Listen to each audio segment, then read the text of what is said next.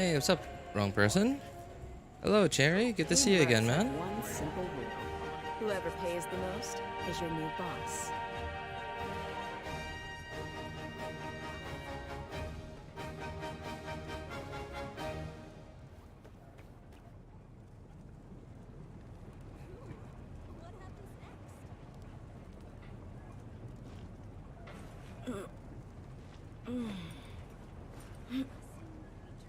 I lost my 50-50 to Chi-Chi. I pulled a Chi-Chi. I lost 50-50.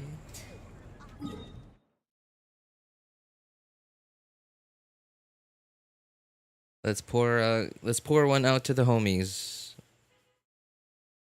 I'm sorry to hear that, Cherry. Speaking of Chi-Chi, who did you pick in the 5-star picker? Yeah, 5-star picker. Picker. Is it called a picker? 5-star selector. There you go. Pick select. I guess they're the same. All right. I have to go through every single one of these. What's it called? Tribal quest. Within 2 hours. Will I have time? Will I have enough time, rather? We'll see. There. Okay. It's time to pull the trigger.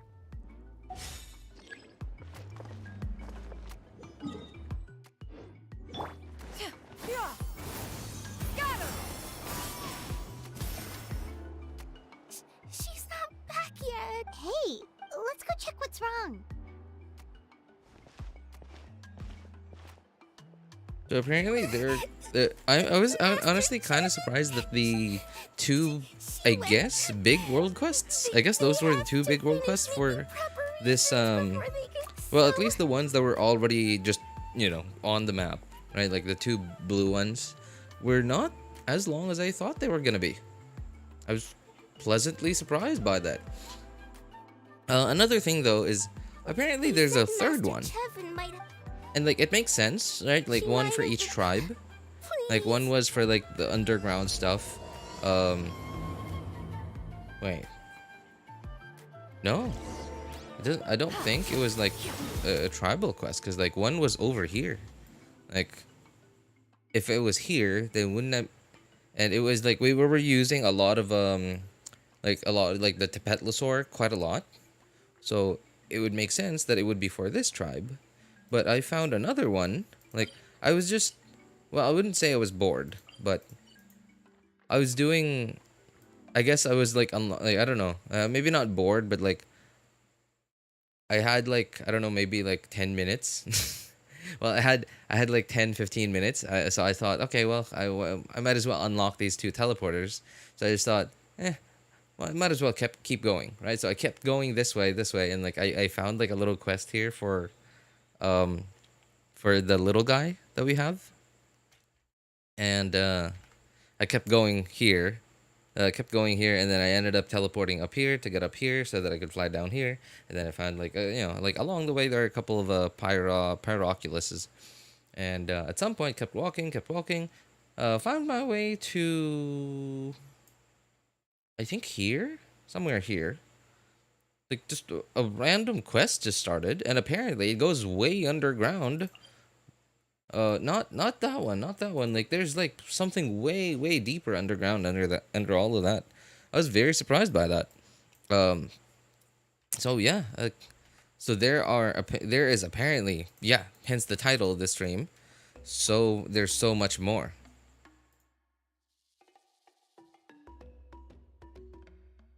My alarm has been ringing on my phone since 10 a.m. I can't turn it off because screen doesn't respond. Oh, because that's right. You said your phone broke. Okay. Can't power off the phone because needs me to swipe the screen. Have you tried going to a local repair shop, wrong person, instead of going straight to Apple? I know you're probably not gonna get like an actual, like, you know, like a legit like screen from Apple. There's a chance you might get lucky, but it's very unlikely. Yeah, like I'm sure it's probably quite a lot cheaper. Hey, what's up, Azzy? How's it going, man? Getting Raiden next. Oh, best of luck to you, Cherry. Who were you trying to pull for this patch? Did I not unlock that teleporter yet? I did not. Chose Jean? Oh, why Jean? Was that your first Jean? Skyward! Or was that a constellation wrong person? Gotcha. Yeah! Skyward! Scatter!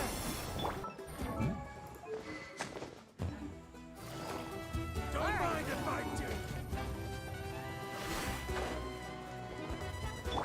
Yeah! Skyward! Scatter! According to the map, we should Get away from me! look over there. Is that Master Chicken? Where did you come from? Oh no. He's on his EM build. Okay. Let's fix that real quick. Done. What? Oh.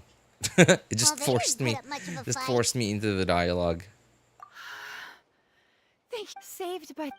Sorry. Let me introduce Have you myself. fought any of the Chevin, a Natlan gem local artisan. legends yet? No, and She did, generally but then I'm not I very discovered a interested new in seam of volcanic the crystals. I dug up local a hole. legends. I You know, panicked. It's the I don't I even know left how most many of it local with legends there are in and Fontaine, and I think I may have only fought Oh, you know, the foremost uh, expert in ancient gotten names. into a fight I know with one of them, with a couple of them, Because of her daughter. a total even of as nature- maybe still, 3 times, All her condition has which been I'm pretty slowly sure improving ever is since. like much less than how many Still local weak. legends She there often are writes in to Shilona Fontaine. the I don't Her really care. birthday's in a few I don't days. get anything So- out of it. Maybe I'm sure she an worked achievement hard. or Actually, 2, it's but all I thanks don't to you really that I care. managed to. You deserve a reward for help. Hey, the pyro. We don't need anything fancy. Mualani cummed. But- Cummed. What's up, So Spirit? Good to see you again, man. Keep screaming, baby, as I played Abner, Geodino in Genshin. Oh, you mean, are you talking about that quest from under here? I actually just started it about half an hour ago on my main account, and I decided I have stuff to do on this account.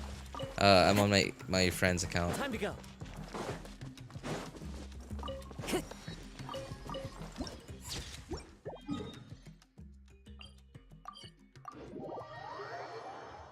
He's the only standard IDH.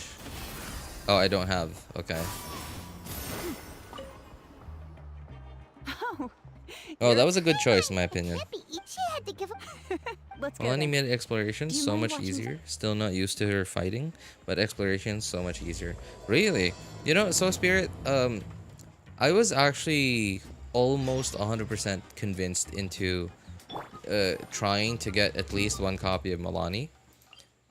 And the only reason, well, not the only reason. So number 1 was she's adorable, right? Like I love her idol animations. They're just so silly. And number 2 is she's like exploration, right? Like I kind of thought to myself, is she gonna save me so much time in the long run? And if she is, well, I'm gonna be exploring Natlan Here we are. 4 times Nice over house, anyway, right? so I might as well Give save me some myself. If I'm gonna save myself, let's say half an hour on each account, like in the long run, me doing that 4 times over is gonna save me 2 hours, and I'm pretty sure it's probably not gonna save me only half an hour on each account, especially like in the long run, like until like 5.8. That's right. When I'm she pretty sure it's stormed gonna the save me Prince way Lich- more than just half an hour Wait a on minute. each account. Oh, look at all these So if I could save myself that much time Alright, in the long how run, is it? I might as well do it. And then I started to explore Fontaine, and then I kind of started to feel like climbed up the mountain. Let's head up started there. kind of started to feel like I don't think I need Mualani. Like even exploration wise, because it felt like I've barely met any situations. I've barely met any situations where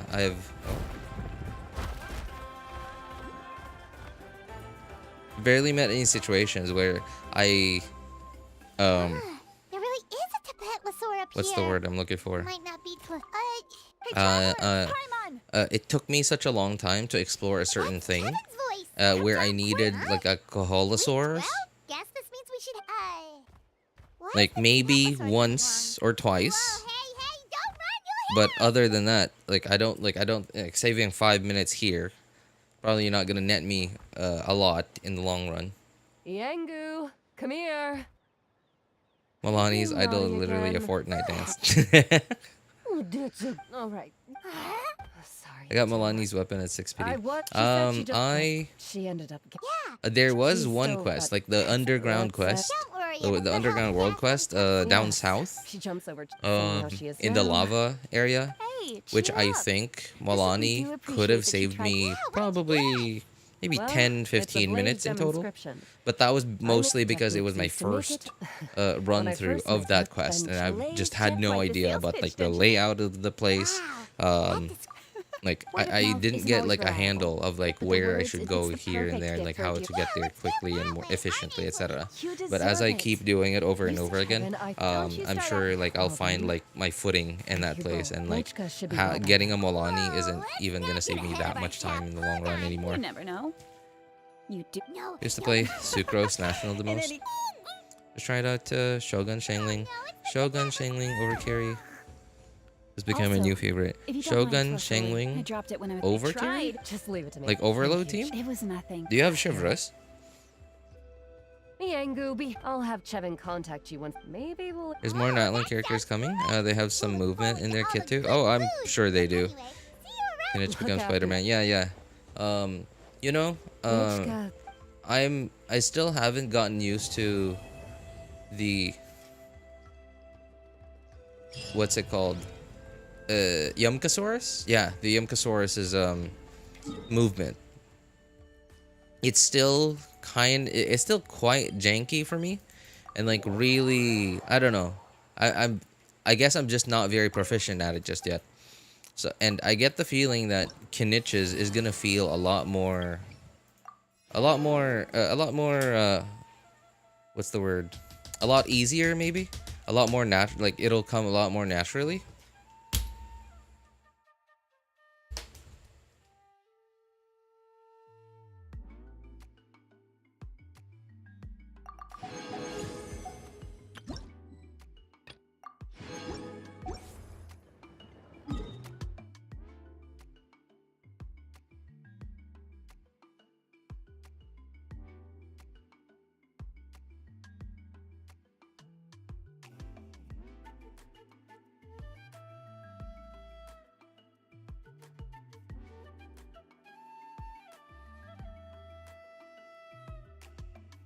Sorry, I'm getting distracted. This mosquito just keeps flying by my face.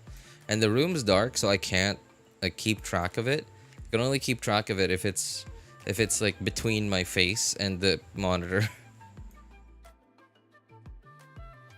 Your reputation. Oh. What?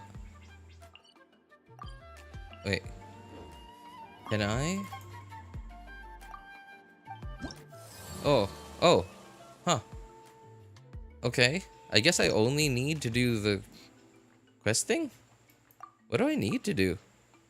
Or do I only need to get to level 1? I really didn't pay attention. All I knew is that I had to do all the reputation quests before I get to do weeklies. Okay, well apparently I don't need to. Alright, well let's get started then. So Dendro, Cryo, and Pyro. Alright. Oh my god. I hate this stuff. I hate this new weekly thing so much. It's flower collection.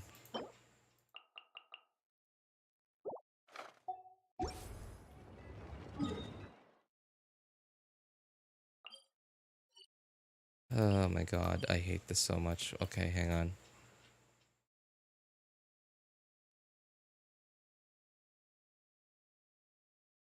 Yeah, okay. So, from what I remember, the only place where I could find this stuff is underneath, like in the lava zones. So I guess I'm gonna have to get that quest started.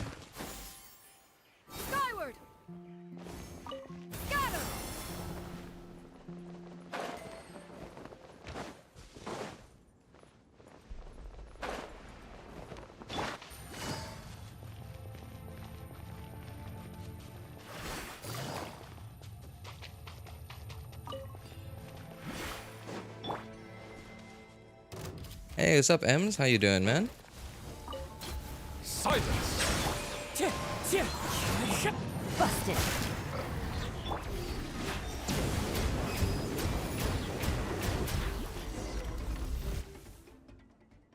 I've returned from binge watching the entire Owl House in one day. What is Owl House? The Geo lady. She's like Kazuha. And a healer in one kit. Oh, that's pretty cool. Yeah, I heard some rumors about that. What's her name? Zelonin? Yeah, Zelonin was gonna be something similar to Kazuha, but for Geo. At least yeah, but that's really all I've heard so far.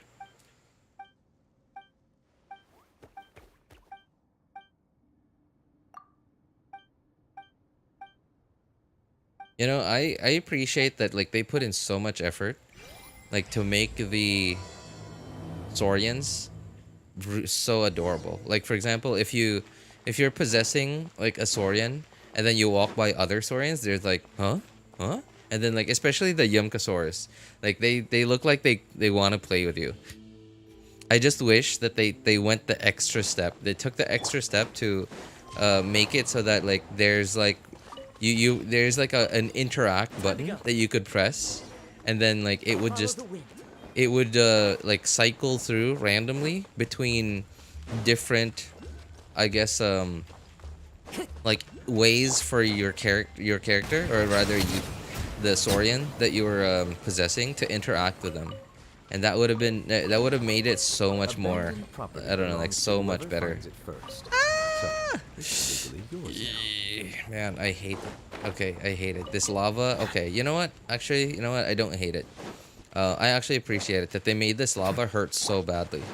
Because if they didn't, then this would have been like another, like, I wouldn't say joke, but okay, Dragon Spine, really annoying, but it is not deadly. Dragon Spine is not deadly. It's only deadly if you get lost.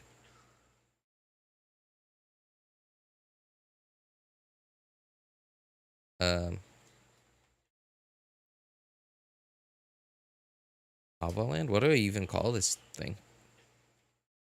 Whatever.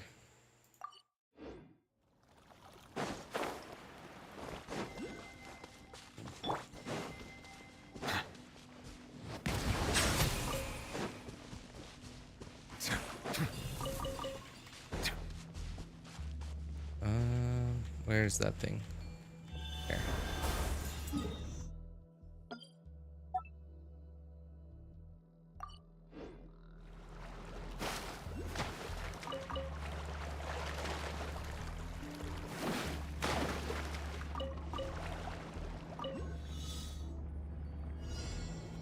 DJ Zelonin? What is that? Is that an actual DJ? Did I miss one? No.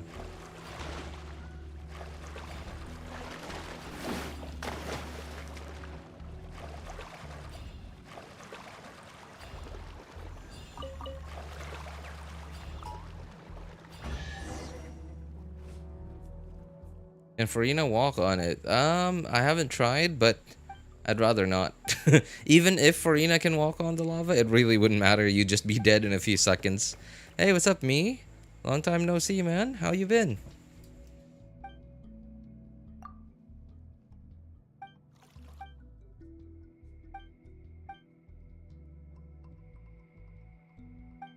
I wonder if Mabuika is gonna have her own, like, exploration thing.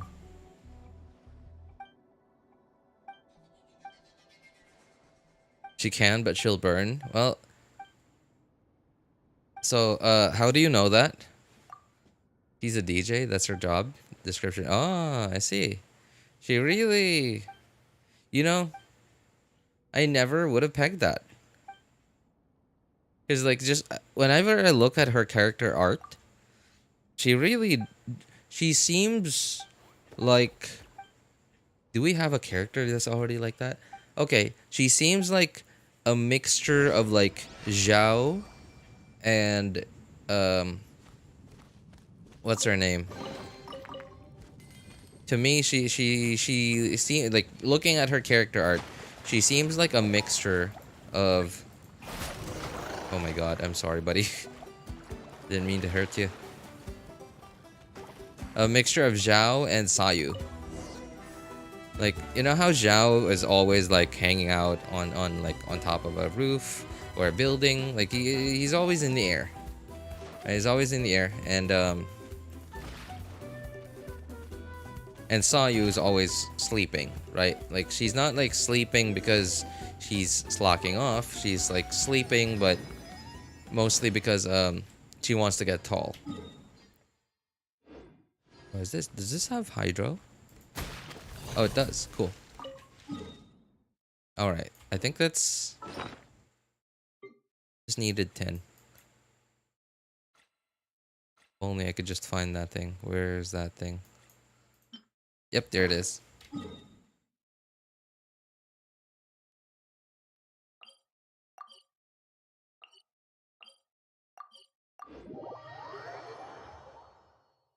That's sort of my first impression of Zelonin. I thought she was like that kind of character, you know, like somebody who's always like slacking off, always in a tree, on a roof somewhere, sleeping and slacking off. But yeah, apparently not. That is so different.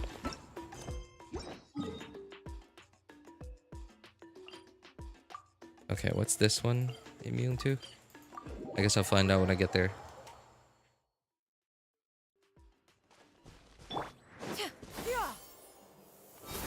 Come on!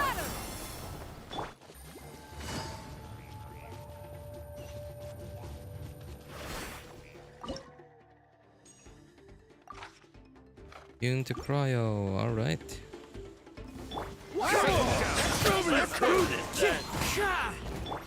Gotcha. Busted.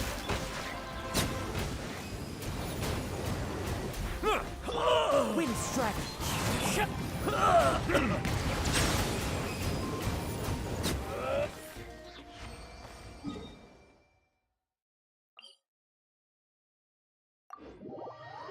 Seems like a sleepy person in the trailer. That's kind of... That is very... I don't know. That is in complete contrast to what she does then. Right? Like, where have you ever seen a DJ that is like that kind of person, you know? Like that kind of person who's like, who always seems like they're sleepy or like not very interested.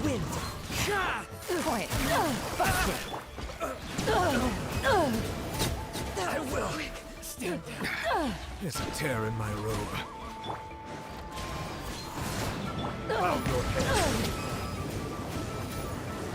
Whoa, whoa, whoa. Wait, what? What is doing physical damage to me?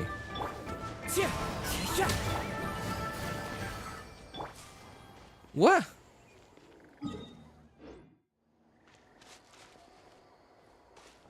Something was doing a lot of physical damage to me. What was that?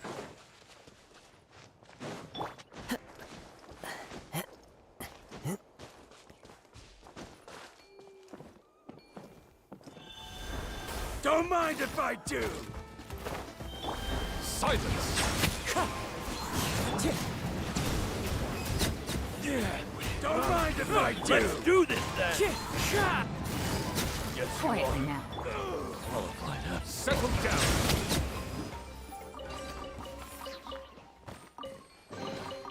Let the record show that I verbally consent to relinquishing these items into your possession.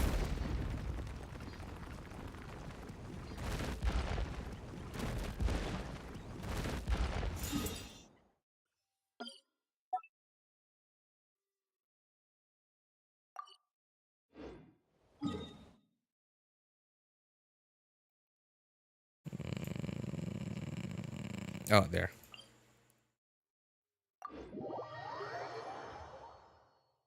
Oh, you know what? I'm going this way. There's an oculi that I think I haven't gotten over here. Maybe Mavuika is like Raiden, can support and dish out good amount of damage.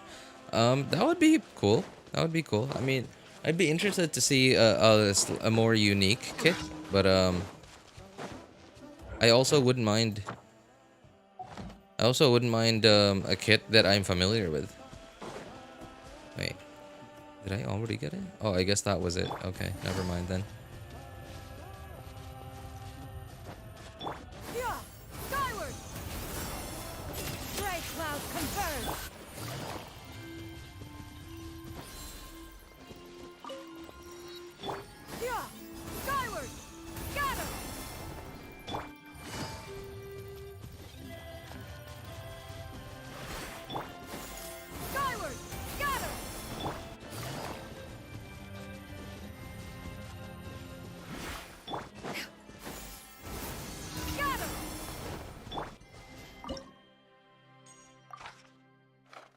Dendro.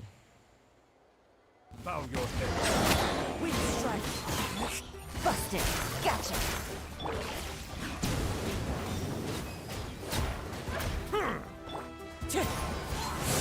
Settle down.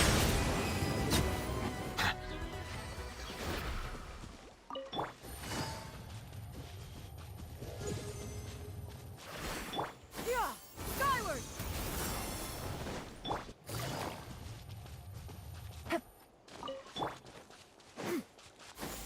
Skyward. Scatter.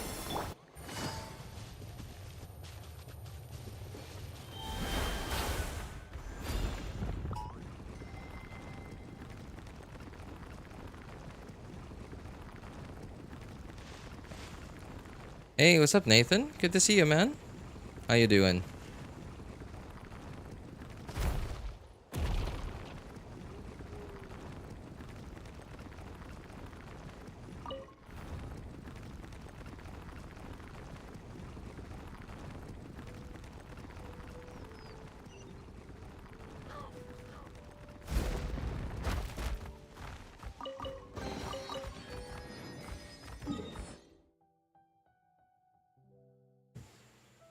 Okay, I guess those are all the weeklies.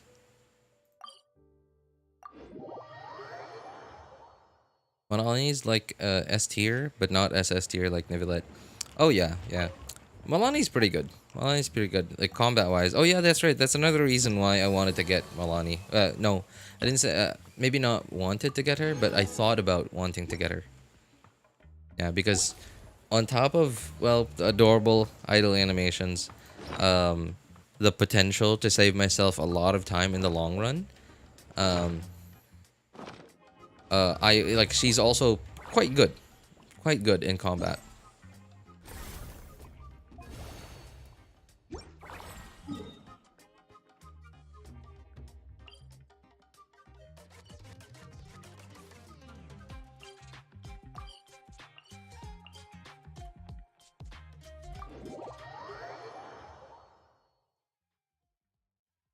Arlecchino's brain rotted me? Really? How? You mean because like her playstyle is so just okay, press E, swap off, charge attack, spam normal attacks. Is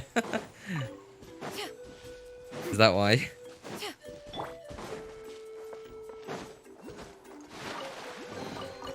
A faithful offering. Yeah. Skyward. Scatter. Time to go.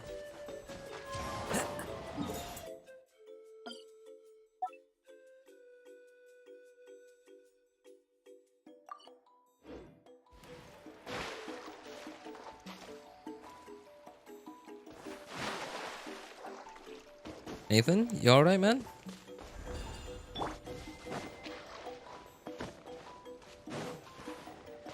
Where are these flowers that they're pointing to? Oh, they're over there. Okay.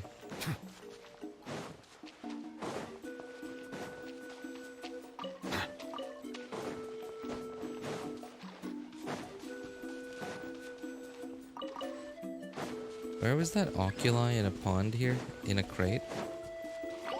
Oh, here it is. It's over here. Silence.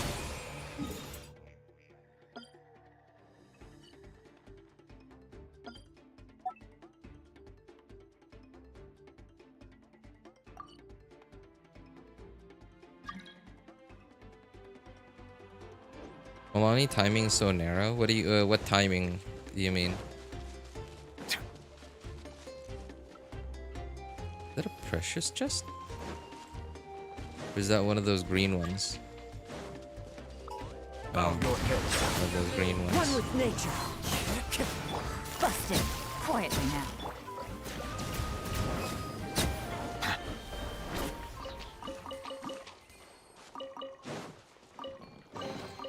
Is it what you wish to find?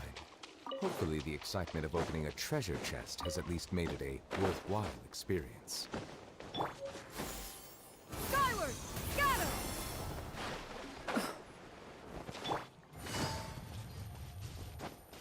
Take it easy.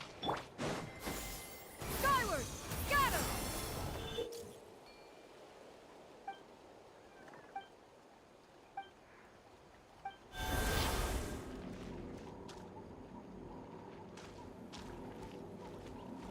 Hu Tao team comp is tied to double Hydra and Shielder. I wouldn't say she's tied to it, but it is her most it's her most comfortable team to play. All the other teams that are as good or slightly better aren't that much better than that team, but they are quite a bit more complicated to play.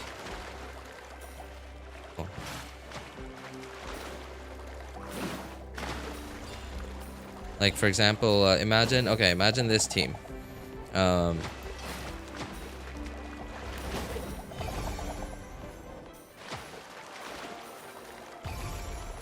Sorry. Imagine Yen Fei as your shielder and pyro applier, and then you have like Sucrose or Kazuha on the team, right? And then Xingqiu, right? It's a pretty good team, right? But the setups are quite convoluted. It's not like with Arlecchino. It's just, I don't know, it's just plug and play. Yeah, it's like Arlecchino's is just plug and play. Arlecchino can apply her own pyro, so you can use whatever shielder you want to, really, on her. So you can even use her with VV, with an Animo character. I think I missed one.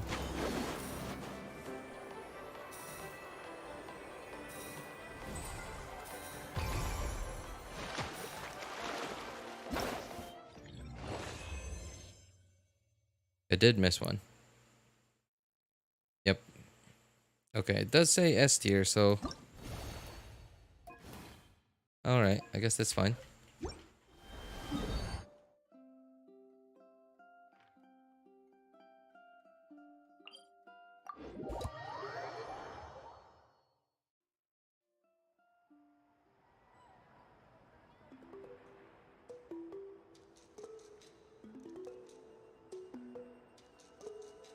Arlecchino feels more SS and Hu Tao is S now because of investment and comfort of gameplay. Oh, that's definitely the case. That's always been the case. As for numbers, I again don't know Genshin math, but if I don't know Genshin math. If I knew how to do Genshin math, I'd actually be able to do Genshin math myself and actually be able to say who's actually better than who, numbers wise.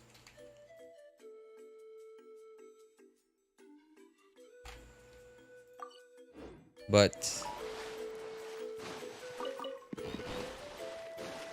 who I think, oh, I didn't get it.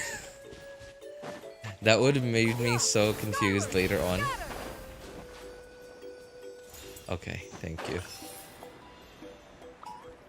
That would have confused me so much later on when I'm like hunting for that last Pyroculi.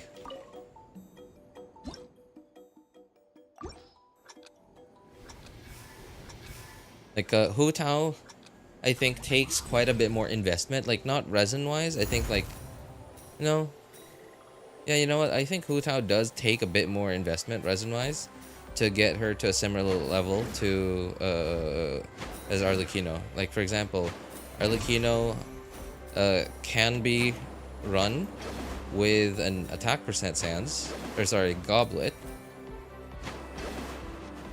and you wouldn't lose that much damage. Like you wouldn't lose as much damage as how much you would lose on Hu Tao by going attack percent or HP percent.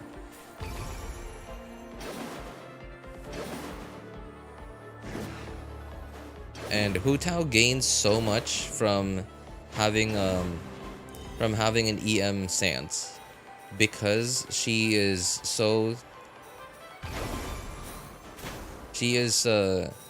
I wouldn't say she's stuck with, but her,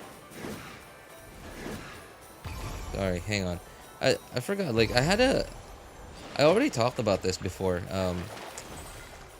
and I had, like, I can't remember why, but I mentioned that you lose a lot more from not vaping or melting on Hu Tao than you would Arlecchino. And I don't remember why. I don't remember why, actually.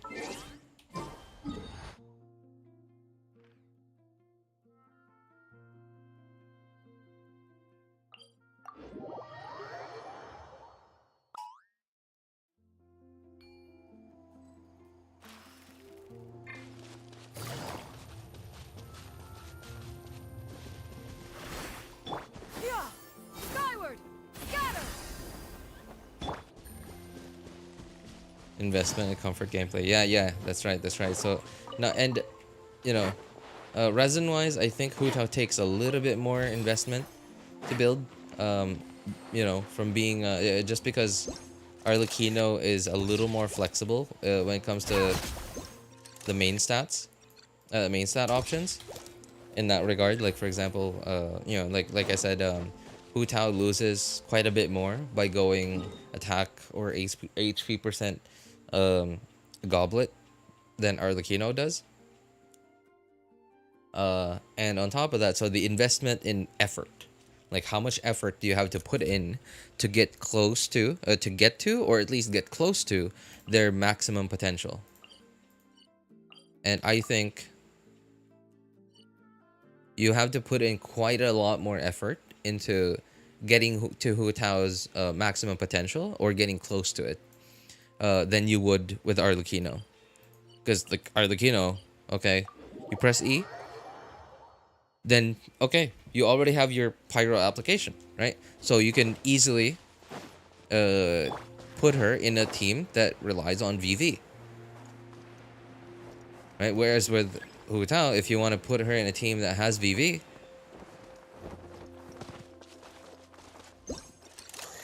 you'd have to put her in a team with somebody like Yanfei, for example. Yanfei, a very obscure character, right? Like you'd literally only be leveling up Yanfei just for Hu Tao, unless if you just so happen to also play Yanfei, right? But like, what are the odds that you are gonna be a player that also plays Yanfei? She's a damage dealer, other than, you know, being a shielder. She's a damage dealer, and she's an on-field damage dealer, but she's a 4-star, which means she has a lot less stats than all the other damage dealers that are 5 stars. So, right? Like, you know, and if you're somebody who's not like a tryhard, or like not, you haven't been playing the game for as long as some of the older players, that means you don't have as good artifacts as you want to be able to get her to do good damage, which means you are a lot less likely to have an actually built Yanfei. And not to mention, you have to get her to C4 for her to actually be a shielder, right? Or even not Yanfei, even like somebody like Toma, maybe, right? Or Toma. Okay, Toma at least has other reasons why somebody would raise their Toma for the EM build, right? But his shield is burst dependent. Well, kind of partially burst dependent. So, and your Hu Tao doesn't generate that much energy. So your Toma is gonna have to be built with quite a bit of ER, which means potentially slightly less HP. So like, it's, yeah, there's a lot of juggling that you'd have to do. You know, like there's a lot of juggling that you'd have to do in order to reach Hu Tao's full potential. Whereas with Arlecchino, she's just a lot like plug and play.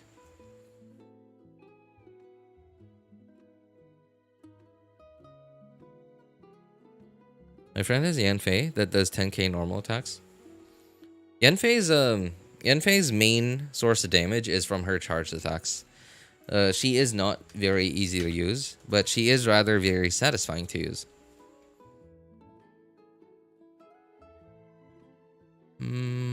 Oh yeah, the combat one.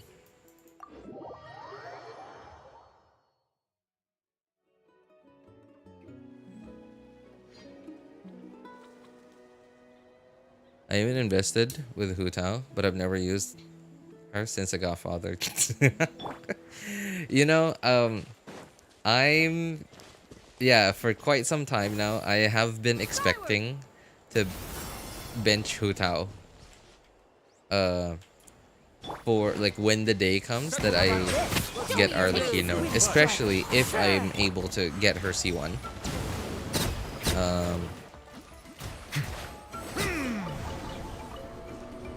And like I feel really bad because my Hu Tao is like really highly invested. Like C1 with Homa. C1 with Homa and like pretty good Crimson sets. Like I would feel really bad for benching that. Especially because like Arlecchino, I guess Arlecchino can use for what is it called? For Crimson, but not really. Ideally, like you'd want her to be on her set.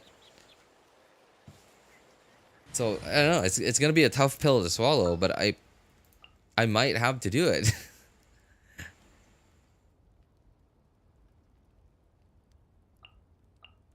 Witness my magnificent.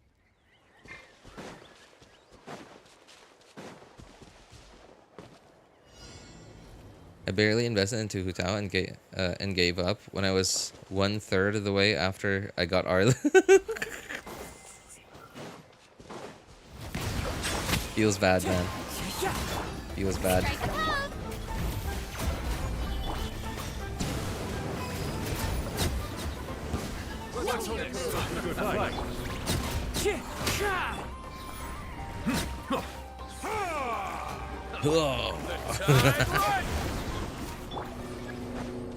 How about this? Wind strike.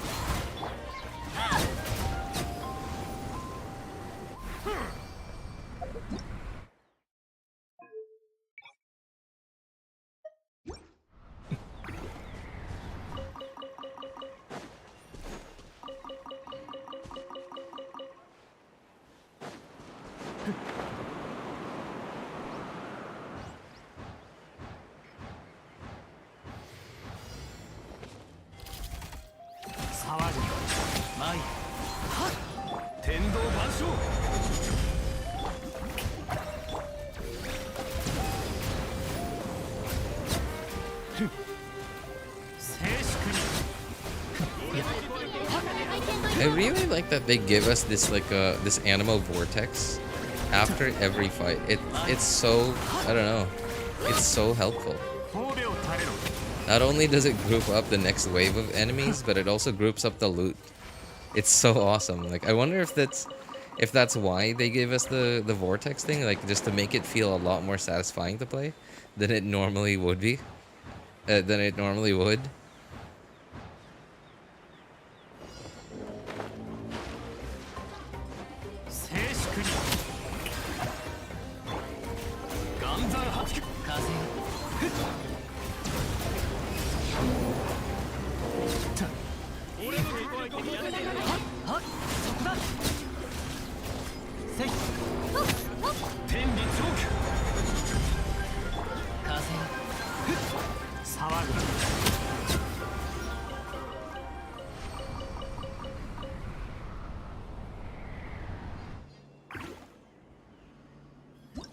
I think that might be all of it.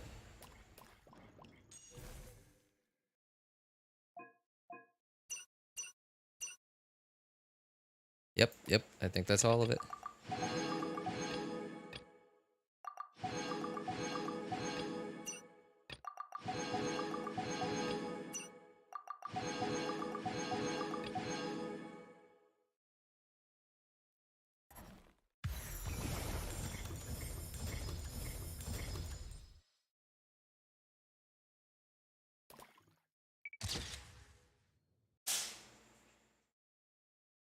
How do I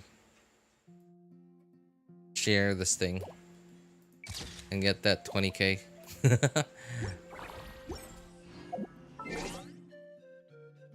Okay, I have no idea.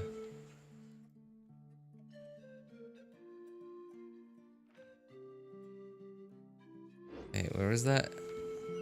No. Where was that quest?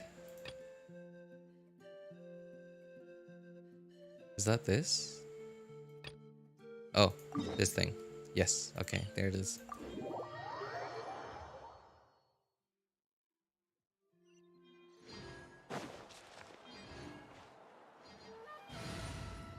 But at least Hu Tao has been in a good spot for a long time, which is pretty insane too. Yeah, that's true. That's true. I'm just happy that they didn't do to Pyro what they did to Cryo.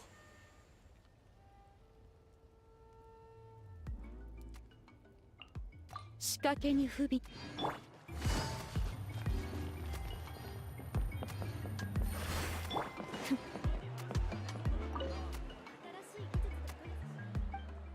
May I see your Nivelet weapon and all the artifacts? Sorry. Yeah, sure. But just so you know, Saeed, this is not my account. This is my friend's account. I've yet to start this event, and RJ is almost done with it. I mean, almost done with it. I'm done. Like, I've done this event 5 times over at this point. Well, oh, sorry, no. That's a lie. Three times. 3.3 like maybe around 3 point let me think 0.66 around 4.1 or 4.2 times. Yeah, around a total of 4.2 times. Anyway, here's my friend's Nivelet. Do beware, my friend is a bit of a whale. He's not like a giga whale, but he is quite a bit of a spender.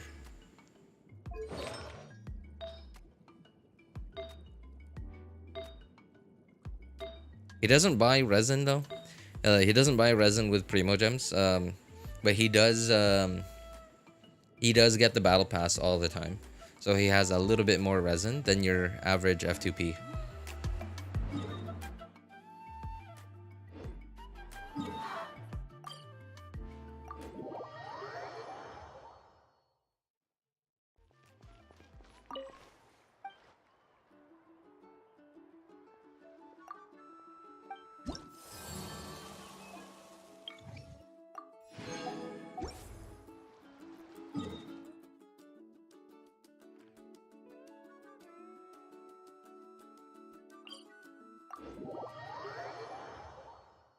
Just got my second elixir from the tribe's anniversary. I'll give 1 and 1 from leveling up. Going to what? From leveling up the Natlin tree to 10. Oh, okay. So not gonna sweat over it. I'll get my goblet slowly but surely. Thank God, that's an HP goblet. I would have cried if it was Hydro. Okay. Wait, what? What's up with the goblet? I didn't pay attention. Goblet. Oh, yeah. You know, for a character like Nivelet, honestly, I think you get more from an HP goblet. Yeah, because like, especially if you just like for me, for example, I find myself almost always pairing Nivelet with Farina, and because Farina gives you so much damage percent already, I feel like I'm losing a bit of damage from having slightly less HP than I would have if I go with an HP goblet. If I went with a Hydro goblet.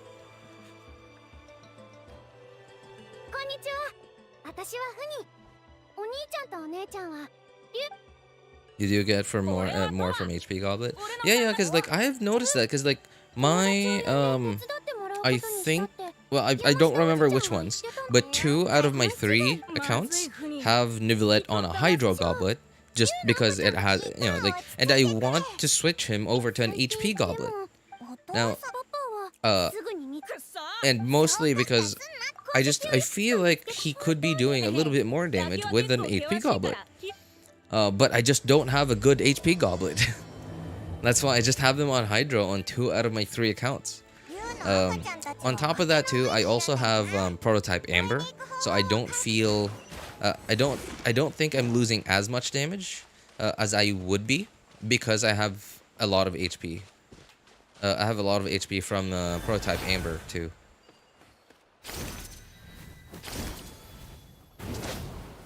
Oh my god.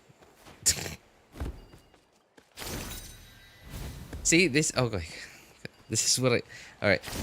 The Yumkasaurus to me has the most potential for fun, but when I do something and I expect something to happen and that whatever I expect doesn't happen, I start panicking and then I just like mash E and then like I just Spider-Man everywhere and then like everything just I just fall flat on my face. It has the most potential for fun, but I guess I just suck at video games too much for me to fully enjoy it. I was thinking of building my Kachina, then I realized I've trashed all my defense stand goblets. Circless, anything that has to do with the defense main stat. Maybe hoarding was the right choice. I mean, I'm still hoarding until, you know, till today. I'm still hoarding, but I have yet to benefit from my hoarding so far. Well, I guess so the crystal flies. Yeah, certainly I'm benefiting so much from hoarding crystal flies. Rather crystal cores. Crystal chunks, I benefited so much from farming that thing so hard for so long. Like, and at this point, like, I don't know. I cannot see myself running out of Mystic Enhancement ores at this point. What else? Mora. Now, I don't know. I don't really think I hoarded Mora. I've really only farmed Mora like probably like a total of 12 times. Like maybe less than 20 times in total ever since I started the game, and that's across all 3 accounts, not on each account, but across all 3 accounts, like maybe less than 20 times. So I don't really think I hoarded Mora, but I certainly wasn't wasting it. Like I tried my best to be very efficient with my Mora.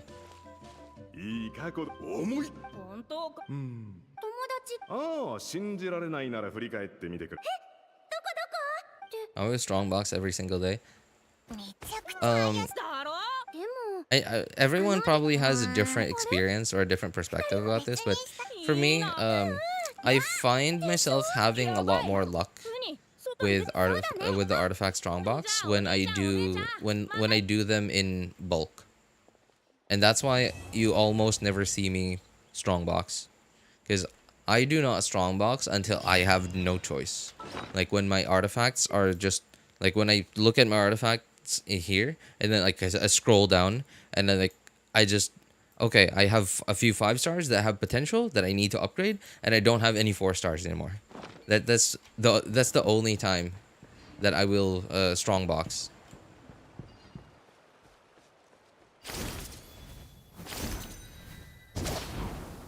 Oh my god. Okay, there is a thing here somewhere. Oh, there it is. I think I've only found this on 1 account so far. I mean, like, this would be the second one, but yeah, 1 account so far, I'm pretty sure, other than this.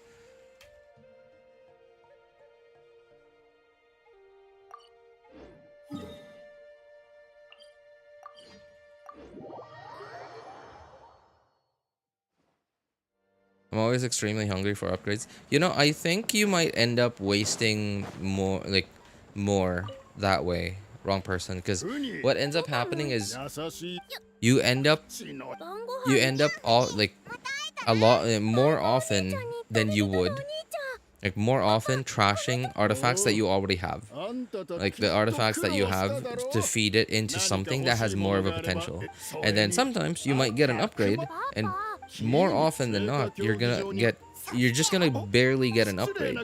But sometimes you also get a downgrade, right? Like in case it rolls poorly. And I think, yeah, I think you shouldn't do that, because, and I'm not saying that you're like this. I'm just saying that people tend to be generally like this. Is when they're like, oh, like me, for example, like me, when like, because I'm not dirt poor, I'm not starving, my family's not starving, but I'm also not rich. I'm far from rich, and I would say like I'm barely enough. I'm barely hanging on to scrape by with a comfortable-ish living, and because of that, I'm like always scraping the bottom of the barrel, and it is so much more work.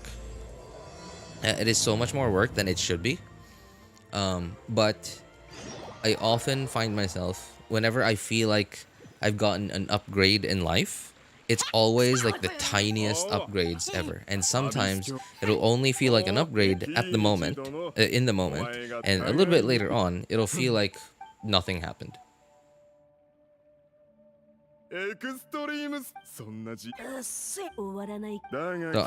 I would recommend wrong person, just ignore your artifacts for now. So obviously, you know, pay attention to the ones that you get, the ones that have potential, and obviously when you get them, you upgrade them, and then like when they lose their potential, you trash them, right? Like just do that, but then don't rush, I guess is what like a way to summarize it. Don't rush, and like just try to hang on to them.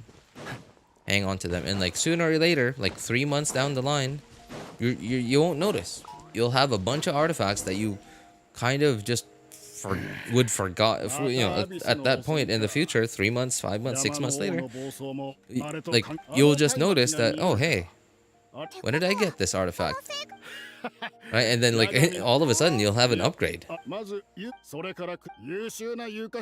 I upgrade character levels first, then talents, then artifacts. Once I'm done, I mark them with stars. Oh, that's pretty cool. You know, I've never used that feature so far. The favorite thing, like mark as favorite or something. I think I tried using it, and like I sort of just realized, well, what in the world is this for? Okay, so obviously this is not my account, but where's the star thing again? Oh, this thing, yeah. Yeah, I tried using it, sort of trying to find a way to get the characters that I use the most often up to the top. But it just, I don't know. It just didn't suit me very much.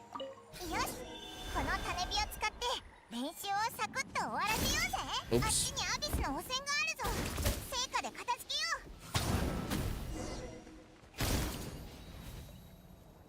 Where's the next one?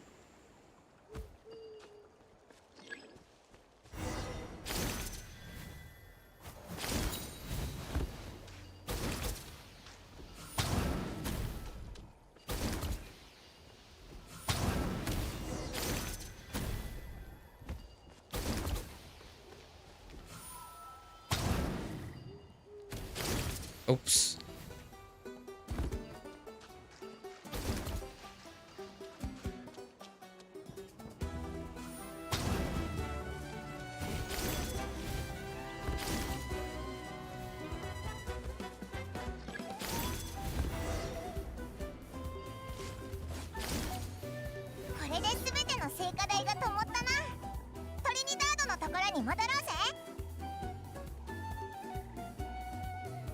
Leave me alone.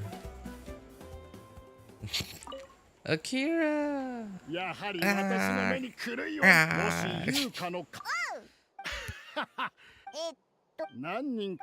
I'm hunting one last piece of emblem for Xingqiu to finish his set, and I'm gonna fully focus on getting my character talents. Wait, what? Why? Oh my god, no, dude! Get your talents up, Akira!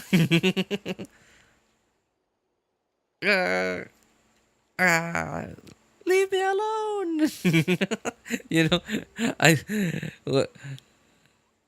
I laughed so hard when I saw the Hu Tao Kokomi meme.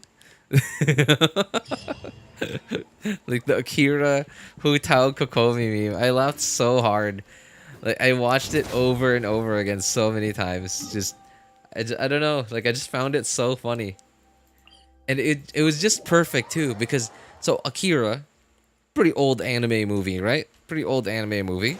But for some reason, I only watched it not recently, but it was like last year, I think.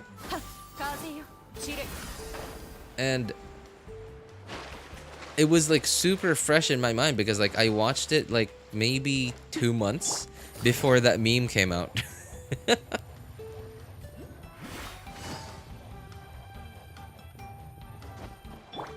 It was just perfect timing. If I hadn't watched that movie, I would not have thought that it would, you know, like I would not have thought that to be as funny as it would have. Ding! Akira! Ah! Ah, leave me alone.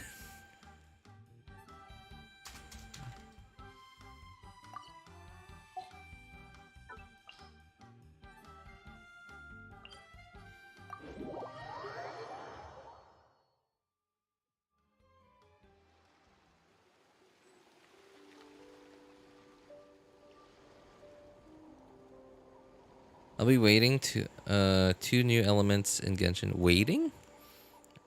Void. Okay. Void, imaginary light, and dark quantum. So sorry. Void, light. Okay, so people, lore theorists have been theorizing about this light element for quite some time now. Now, void, I'm assuming this is probably going to be something akin to like, what's the word I'm looking for? ここって本当にいい景色だよな。 Abyss. ポホラリウも見れるしさ。なあなあ、ポホラリウは I can't 結構 picture out how that would play out. Like, I don't know. They would have to introduce a whole new like elemental 話をしてるばっ like reaction system for this so-called light element that lore theorists have been theorizing for years now, and this abyss element.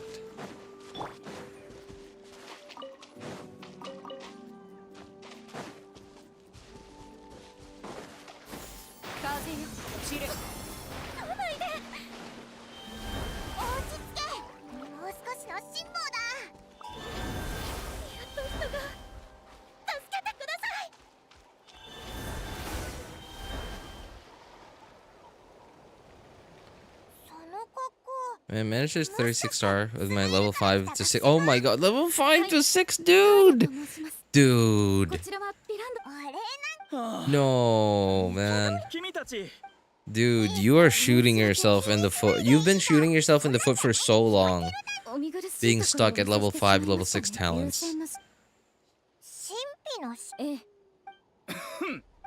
Do you know Child's teacher? I think she's using quantum elements. かりゃ This quantum element you're referring to, I'm assuming this is like abyss, right? 本当に Abyss, 申し訳 the abyss element or abyss powers. That's what the lore theorists have been talking about anyway.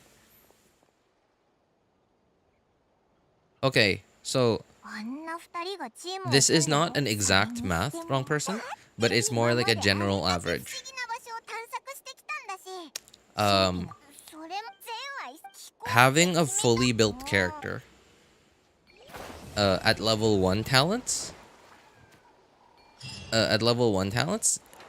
means that that character does about half the damage as the same character with level 9 or 10 talents. 風よ散れ持ってきた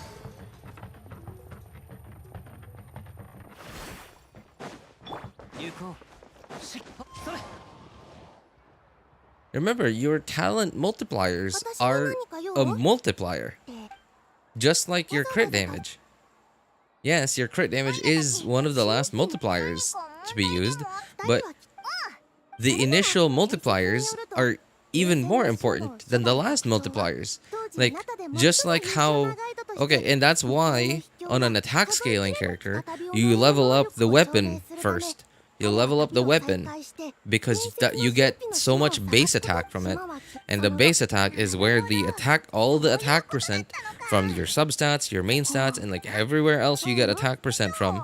Like buffs, artifact, like noblesse buffs, millilith buffs, other like attack percent, team buffs.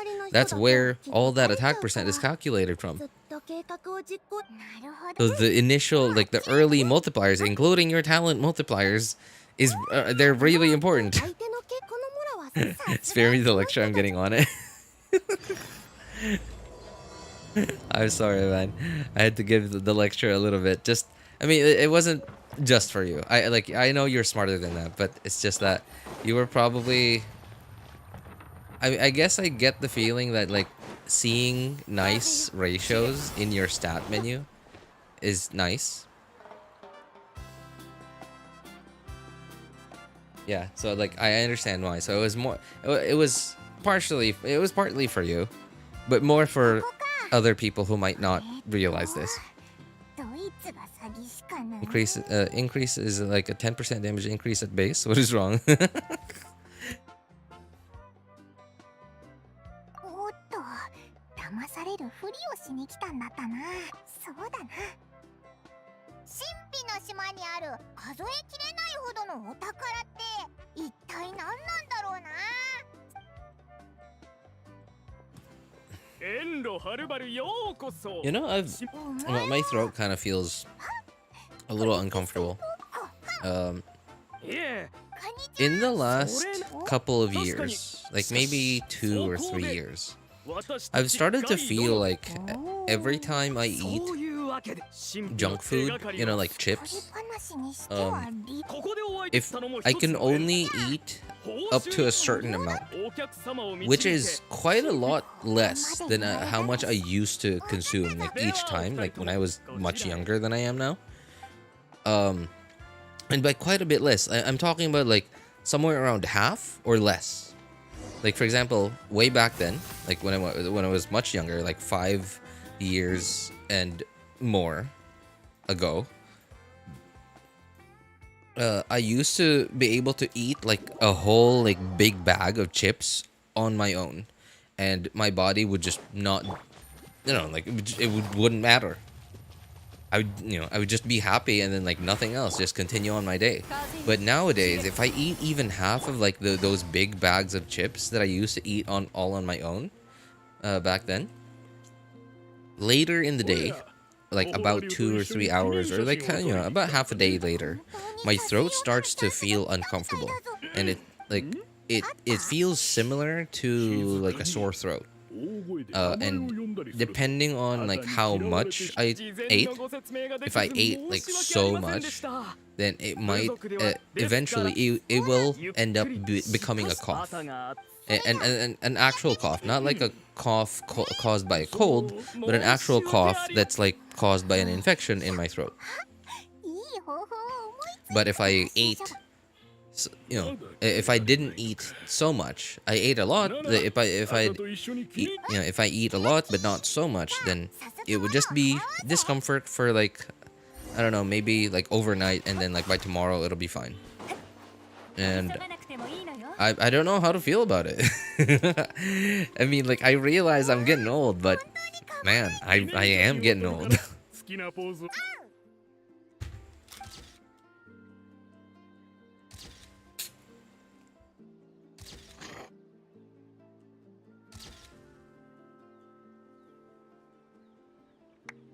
So how about the unnamed god? What do you think about her power or elements? Oh, there's a lot to talk about that. Hang on, Saeed. Let me answer one person's question first. Do Furina and Nahida deserve 2 crowns each? Nahida doesn't actually do that much damage. Like she does a good amount of damage, but her personal damage actually is not that much. I mean, like obviously she does a lot more with more targets, right? Because it's the same frequency, like how often, like it's the same amount of damage for a lot more enemies. But her personal damage is not actually is very far from the likes of like on-field damage dealers. Like an Arlecchino, a Hu Tao, or a Neuvillette, or even Mualani. So I don't think. So let's say you're on a newer account, but like not so new that you are so limited on resources. Like you're at the point where you're at an abundance of Mora. Like you're not short on Mora anymore. You're not short on resin anymore. You're at the point where you're, like you're picking which talents you can crown.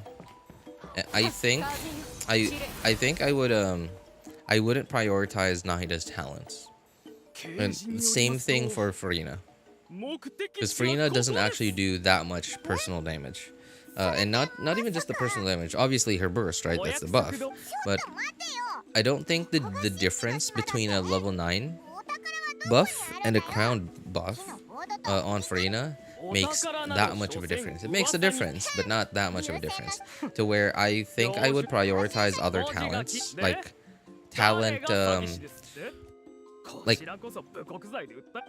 like the main sources, the talents that are the main sources of damage, of damage dealers, like actual damage dealing characters. You know, like Shangling, for example, like Shangling Pyronado. I would prioritize that, or like Arlecchino normal attacks, or a Neuvillette normal attack talents, or what else? Like a Hu Tao normal attack talents. Neuvillette skill. What else?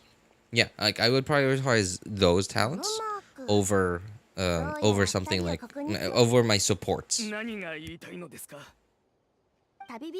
But obviously, I would take my supports talents to level 8 or 9 first. Ida only does like 20% of the team's damage most of the time. Yeah, and that's like a really well built Nahida already. Yeah. Yeah, so it's, you know, it's not an insignificant amount, but it's certainly far from the majority of the team. Oh, hey, what's up, Pixie-kun? Nothing much. I'm just doing some quests on my friend's account, because I haven't done it here yet. I'm just finishing it up today. Unnamed God. About her power or elements. So, I remember seeing this video once where...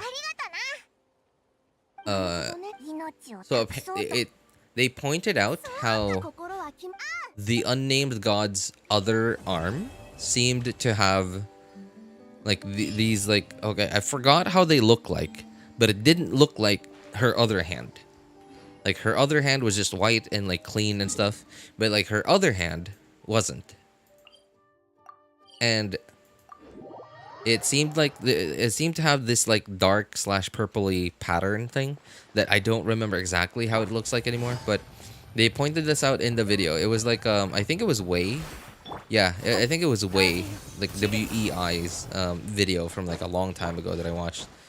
And he theorized that the unknown god has been infected. Or rather, not infected, like either infected by the Abyss, or they're choosing to use abyssal powers.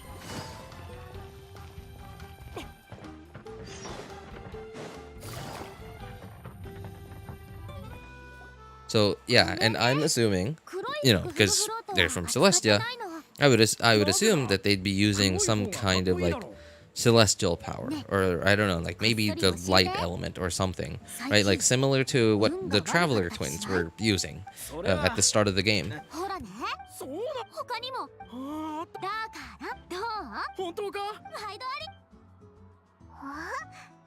Yeah, but I thought that was a cool theory, and I'm looking forward to finding out exactly what happened then.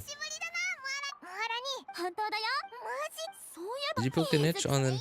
are you pulling for Kinich on the next phase banner? No, I'm not. I'm not. I'm skipping. I'm skipping. I miss having a lot of primos stockpiled, and I think I'm gonna be doing that for the next couple of patches. Especially because I'm still really sad that I couldn't get even a C1 Neuvillette during his banner, because I had such rotten luck and I didn't have any primos saved up at the time. So I'm still looking forward to a Neuvillette rerun. I'm looking forward to an Arlecchino rerun. I'm gonna try to get Arlecchino C1 and Neuvillette C1. I really also do want to get Neuvillette's signature weapon, but that's more like a luxury than a necessity for me. Now, I'm not gonna say that Neuvillette C1 is a necessity, but it just makes... It's just a lot more comfy to play. Just, you know, not needing to have a shielder all the time, because he already has, like with C1, he would already have resistance to interruption built in.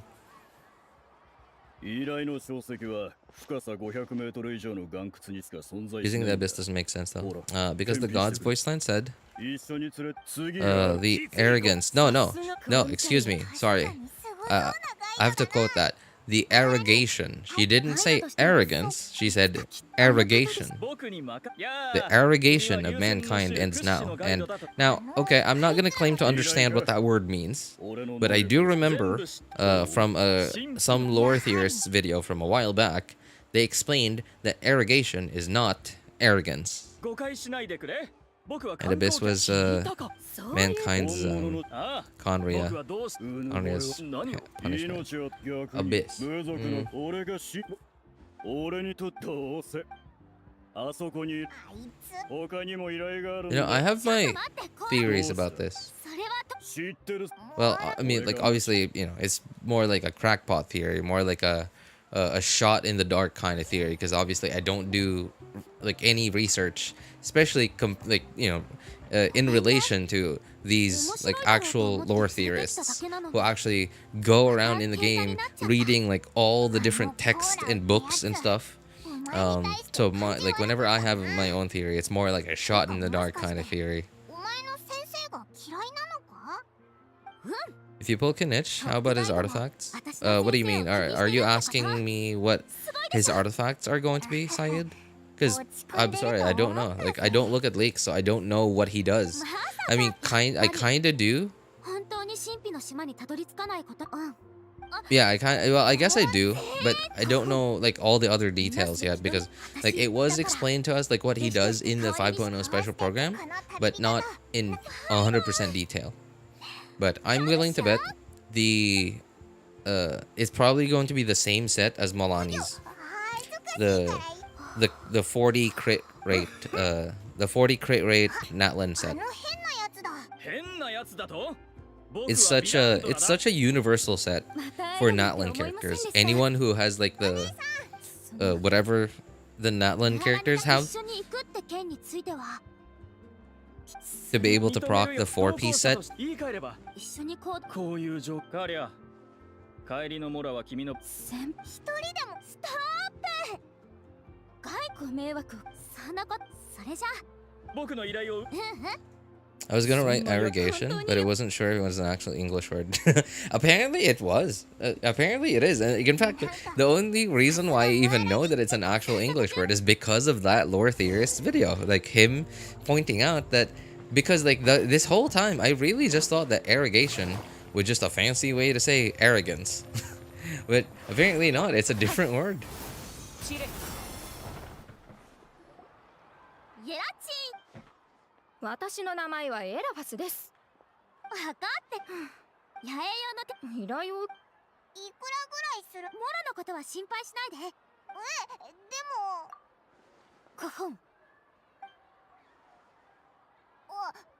So my sort of thoughts on the abyss are like I think so okay the sinners そんなこと we just know little to nothing about the sinners so far. And I have no thoughts on the sinners. カズよ I think the abyss might just be sort of like well okay I'm gonna ignore the abyss for now, but I think this like light element that the twins were using at the very beginning of the game is probably the same power that I think maybe like Celestia uses, or like it comes from like I don't know a form of like heaven, you know, like sort of Tevat's version of heaven, whatever it's gonna be called if it even exists. パカパカやアルバム名の And I think what happened was because Conria and like I think Abyss isn't like controlled or created by these like sinners, right? Maybe it's some form of like whatever Tevat's version of hell is going to be, and maybe like Conria was trying to like tap into that power, and like at some point Conria was able to tap into that power, but then like the unknown god came and like you know punished Conria for it, but then not without any injuries, right? Like I think like what happened was like maybe while punishing Conria, like the Conrians got a shot out, or like maybe like they got exposed to the abyss, or like maybe they're like weak to the abyss or something, like they're allergic to it or something, and like maybe that's why like she like the unknown god had like the what looked like abyssal like corruption on one of her arms, これも and これはお守りだスピネルのおうやっぱりお旅人 yeah that's sort of my theory. 明日は But eventually she was able to punish Conria and do her job and then destroy Conria, but not without, and like the twins were able to escape somehow, and then like the unknown god tracked them down, and like basically the unknown god was able to do her job, but not unscathed. And so remember in Sumeru, where when the doctor sorry, what's his name? I keep forgetting. The doctor, like the what's it called? Harbinger. Dottore, thank you. Yeah, when Dottore. Oh, went the completely wrong direction. When Dottore was there to take the Dendronosis as well as the Electronosis, Naida threatened to destroy the Gnosis. He threatened Dottore that, okay, well, I wonder what's gonna happen. I wonder whose attention we're gonna get if I destroy the Gnosis, right? So instead of taking it from me, why don't I give it to you, and you give me something, right? Like she made a trade. And the thing is, like, I don't think anyone knows about this, but I remember, I think it was Ashikai's theory, but Ashikai. I meant what artifact for your Kinich later? I'm not pulling for Kinich, Saeed. Yeah, I'm not pulling for Kinich. And I just said I don't know anything about what Kinich might do. Like I don't know about any like future artifacts. I don't know what his main source of damage is going to be, whether it's going to be burst or his skill. Yeah, but as all that we know right now is this artifact set is really good on basically any character that has this Night Soul thing.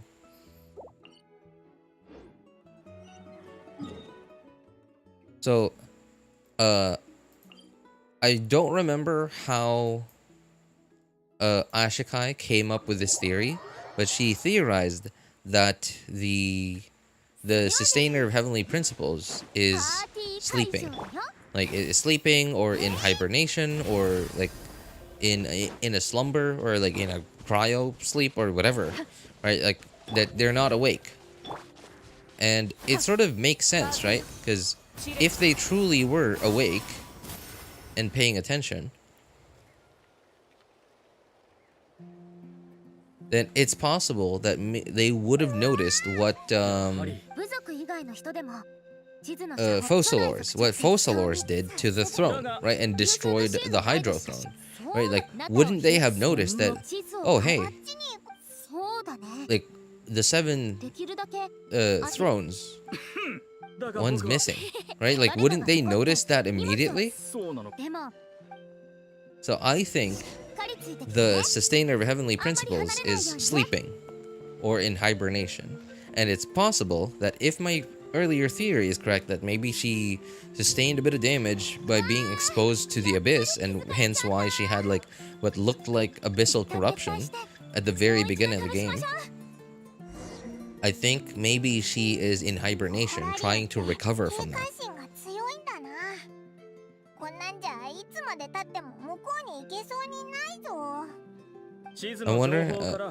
I'm wondering how she's aware about the heavenly principles since she's so young. Well, I mean, she is an Archon after all.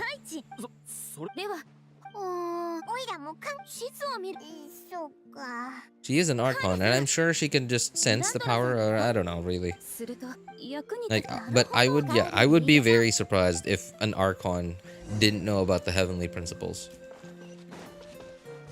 Especially, especially one that has access to Irminsul.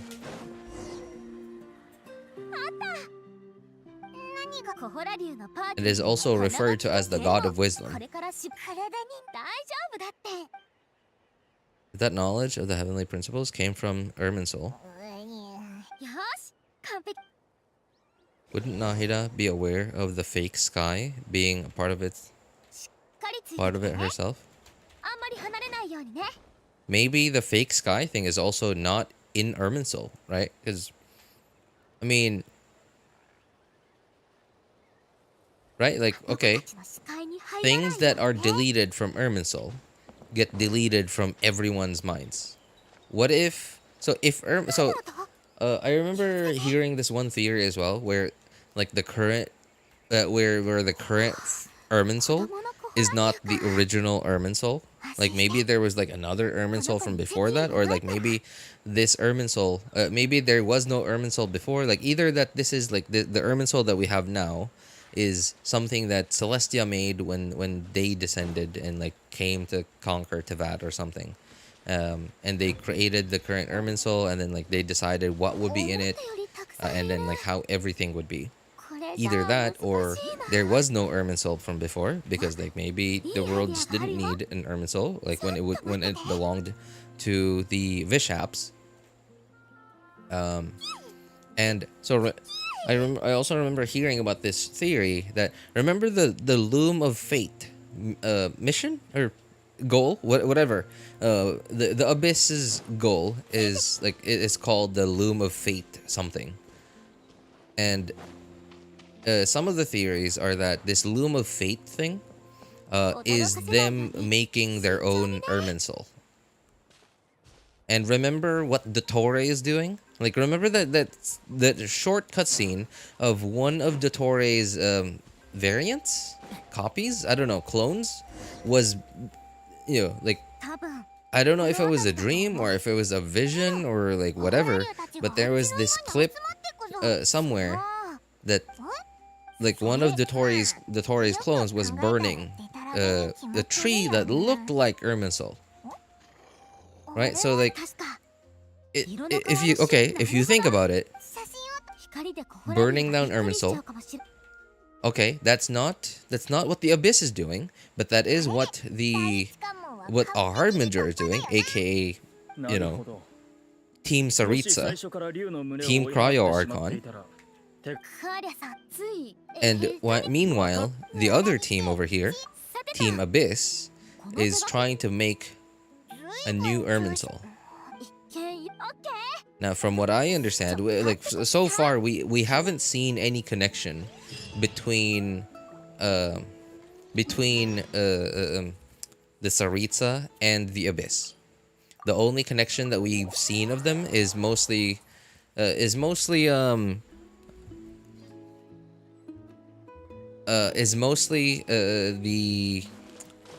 Harbingers, like the Fatui. There you go, the Fatui, trying to harness abyssal power. You know, like with the delusions and like delusions and other and maybe doing Conrian technology research. And the thing is, like Conrian technology was also trying to utilize abyssal power, weren't they? ここで間違い Right, so that's the only connection we have so far between the Fatui and the Abyss. And I don't think they're working together, but I think what's happening is that they sort of both came to the same conclusion, and they're sort of coming up with their own plans. So they're sort of working on getting to the same place, but they're maybe they're slightly aware of what the other is doing, but they don't really care, and they're just doing things on their own でも地図を見た限 and り not bothering each other. That's my theory.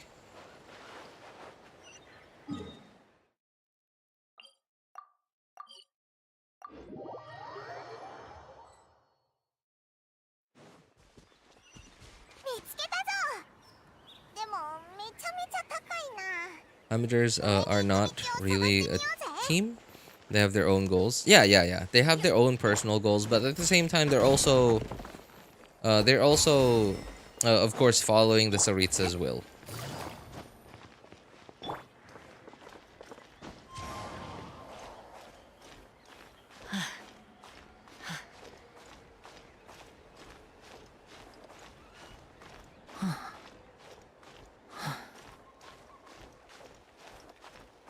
Like like for example, Senora, for example.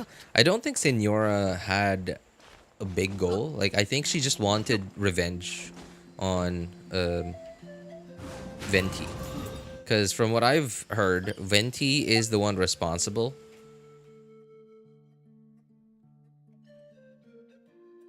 responsible for Senora's fiance? I don't know. Boyfriend's death.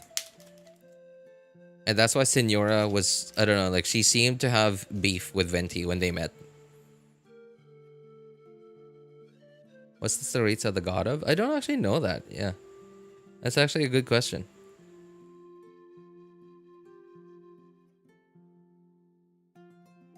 Someone saying that she's the god of love. I don't know really. I don't think I've ever heard of anyone talk about that yet.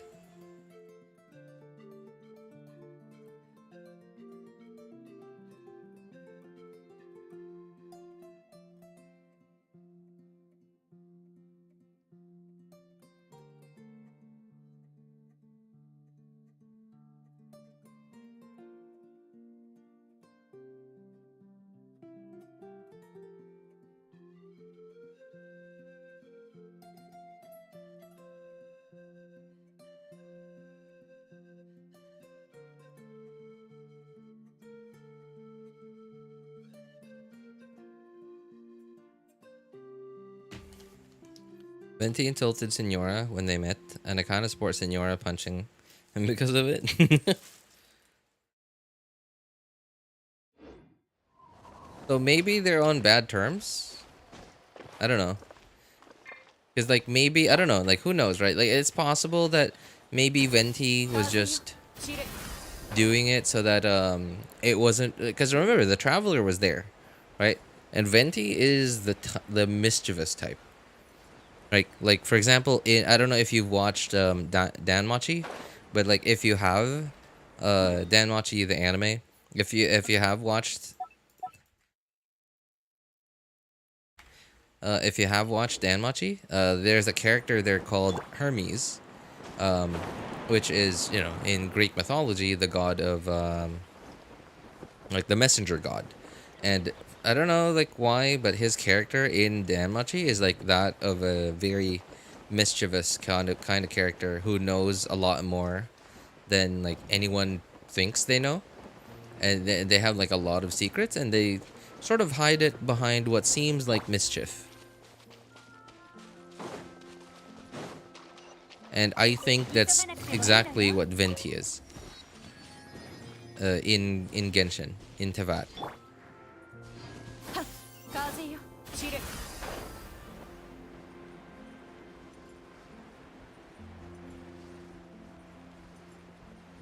And so I think what Venti was doing was he was just trying to make it seem to the Traveler and to all those around at the time that him and Senora were just straight up enemies and didn't really know each other.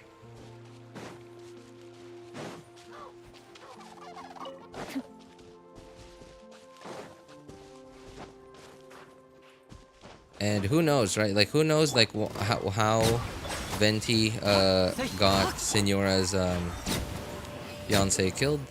Like, who knows? Maybe like they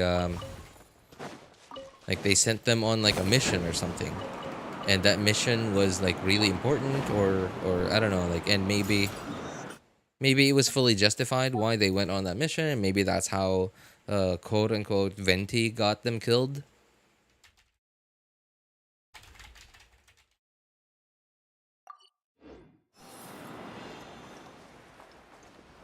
And like maybe like Venti had already tried explaining it to Senora, but then Senora maybe just wouldn't accept it or something like that. Yeah, who knows, right? There's plenty of potential reasons for that. But then again, you know, another potential reason might just be that Venti doesn't want anyone to know that, like maybe, I don't know, like maybe Venti's guilty of getting the guy killed, right? And then like maybe Venti just doesn't want anyone to know that.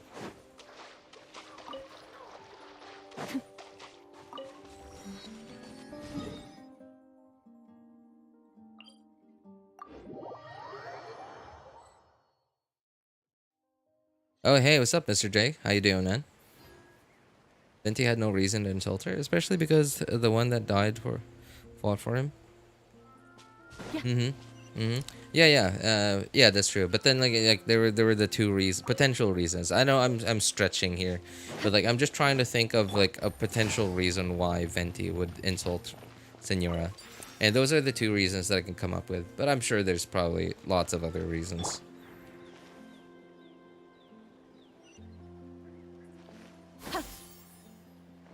Kazuha. Chire.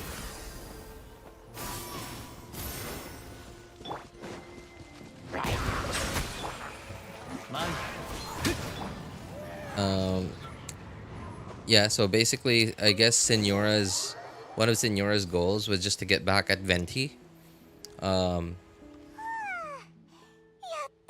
Scaramouche's goal was to become a god, まずは操作方法からだね。 just like he was intended to be. それってほら、普通のスピリットの Tartalia's goals are just さえすれば purely あとそれと entertainment, I guess.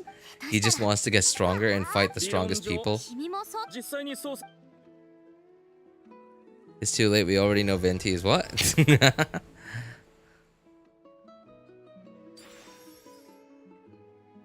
理論上私にもよ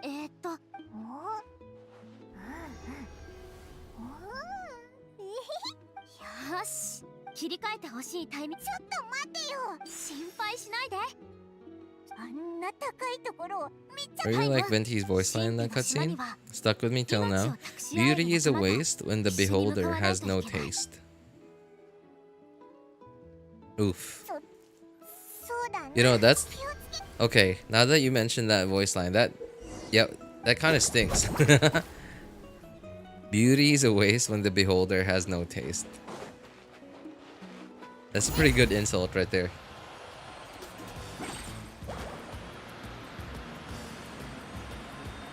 But at the same time, it sounds like it could have a double meaning. Like maybe it's like an insult, you know? Because like maybe the has no taste part of it is referring to is trying to insult Senora for picking the wrong man or something. And that's why I think it stings a lot more than it initially seems to. ムアラニの声が聞こえたぞ早くあいつが言ってた連想ノードを探そうこっちはうまくいったぞ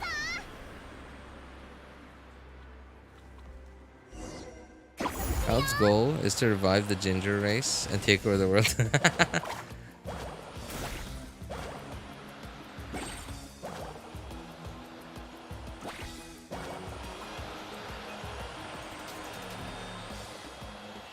The insult was talking about just Venti calling her an invasive vermin. I mean, who knows? It might have had a double meaning to it, man. ムアラニの声が聞こえたぞ早くあいつが言ってた連想ノードを探そうムアラニ You can never trust the ginger road. 慎重にな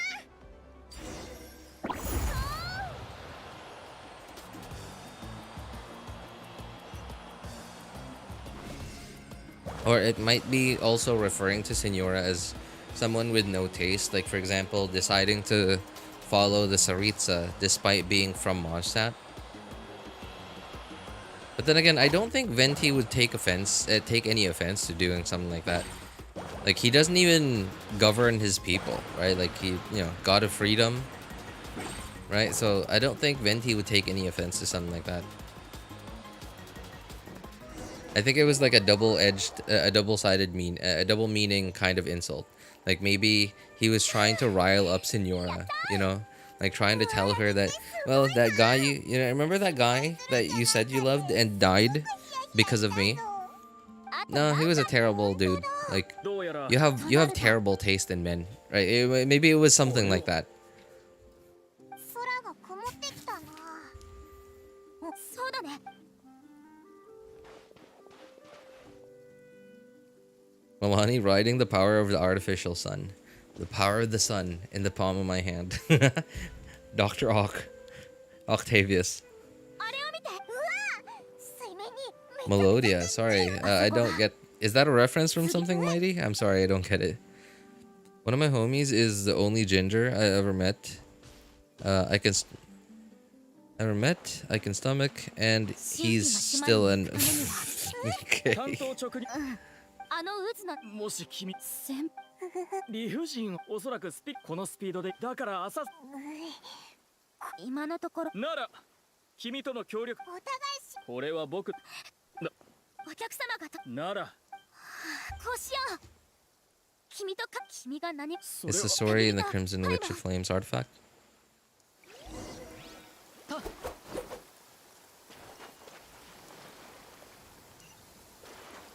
You mean Senora being from Onset? Yeah, yeah. I've heard about it.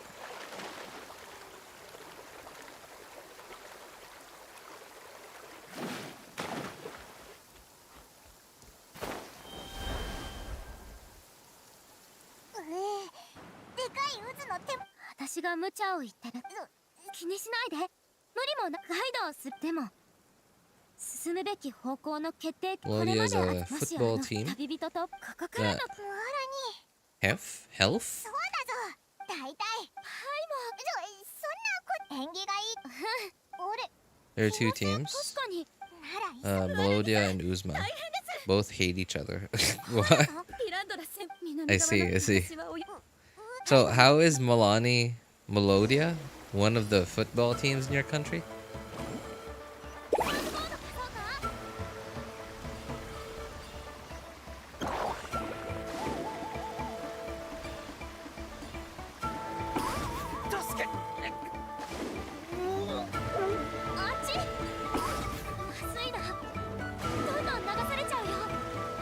This guy keeps getting into trouble, and Mualani has to keep saving him. I remember, like, I've done this quest 3 times already, and this is the 4th time I'm doing this quest. And I remember at the very end, spoiler alert, he also gets himself into trouble, like down in the lava domain thing, like not the actual like lava place that we can go to in the overworld, but like, it's more like a domain version of that. And once we get there to the last part of this quest, he also gets himself into trouble, and Mualani has to go save him again. 本当に気にしないで彼さんただま言われてみれば Venti's insult was very uncalled for. Yeah, like I said, I'm sure he has his reasons. Maybe he's guilty about it, but then like he doesn't want anyone to know about what he's done. オイラと旅人も手伝うぜじゃあお願い And or maybe like they both have like this mutual agreement, どうだった like mutual unspoken agreement to not let anyone else know about their いろいろ history. 手伝ってもらったいえいえ皆さんあれ心配しないで Just a joke. I do with any weird name. It sounded like a Melodia in my hair. Oh, in my head. Mualani. If only Mualani had an exploration passive to save a character in your team from drowning with a cooldown. Oh, that would be pretty cool. Yeah, but then like, I don't know, like where would they put that in the in her abilities, right? Like she already has 2 passive talents. I guess they could add that in as like an extra line to one of her passive talents. I guess they could have done that. But yeah, that would have been, that's a cool idea actually. Anything with a lot of other stuff. I always call the ray gun in COD the laser boilers. Why? Because I don't know. It's been 8 years. 釣れない Laser boilers. キャンプファイヤーをやるのに面白そうじゃあなるほどみんなで考えるのが最初一番大事なのはやっぱり私も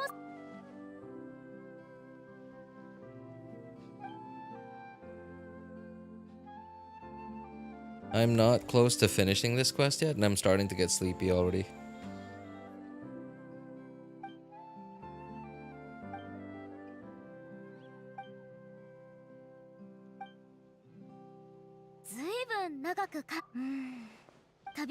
So how are you guys finding Natlan so far? How's how are your exploration percentages? And yeah, like how far are you into Natlan? I'm kind of curious. Like, what have you guys done in Natlan so far? Me, I'm still kind of mostly stuck. I haven't done any actual like overworld exploration. Most I've done is just these. So the Archon quest, the tribe quests, and the bigger world quests, like the two ones that are like already the two ones that are already what's the word I'm looking for? That are already on the map, the two blue ones. So far, I've only done the two blue world quests on one account. And I have to do them 3 more times.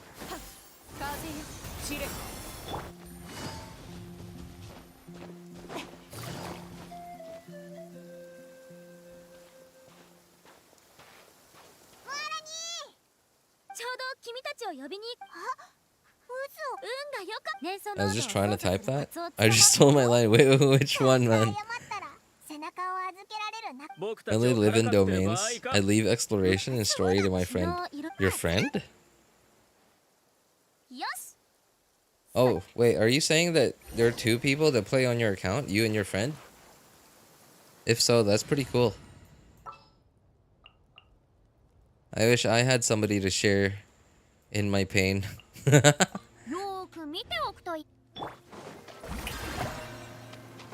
You know, honestly, I'm pretty excited for the day that my son is old enough to actually comprehend what's happening, like how to do stuff in Genshin. And for the day that I am able to get another computer that is good enough to run Genshin, so that like I can let him take care of 2 or 3 of the accounts. Man. And okay, oh man. Now that I think about it, actually, I now that I'm thinking about this, I'm suddenly thinking about this in the very long term. Like, I don't know, like if Genshin's even alive 5 to 8 years from now.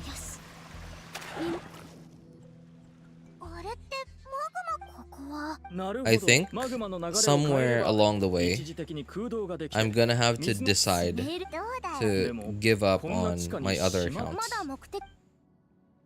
I think, yeah, somewhere along the way, I'm gonna have to decide to give up on some of my accounts, where I'm likely to just gonna have to play on one account.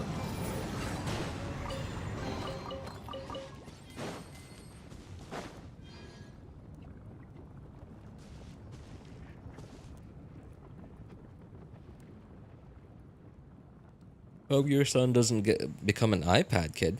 What's an iPad kid?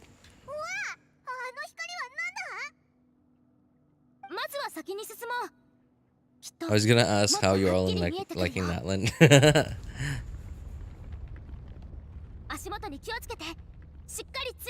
You'll be able to count together. He loves exploration. Yo, that's so cool. Like, so are you actually saying he doesn't have his own account?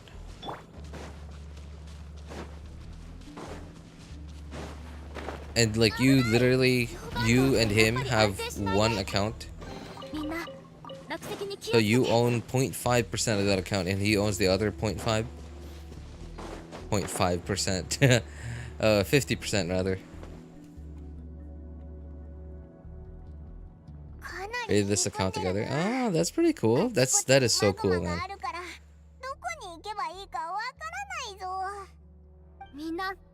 RJ, sometimes your ignorance is scary. So, I mean, I don't know what you mean by iPad kid. That could mean literally anything, I think.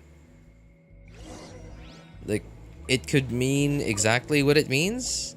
You know, like the kind of kids that I guess the kind of kids that most kids are today, where like anywhere they go, their face is like on their iPad and just ignoring everything that's going on.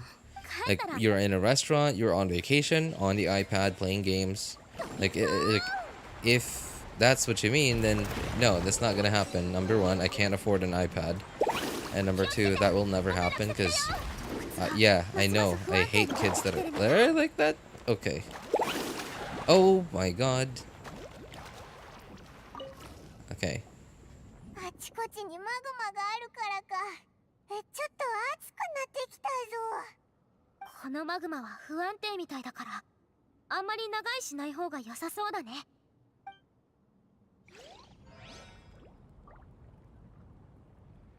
Wait. Did you just call dibs on my abandoned account? Hang on. What was that?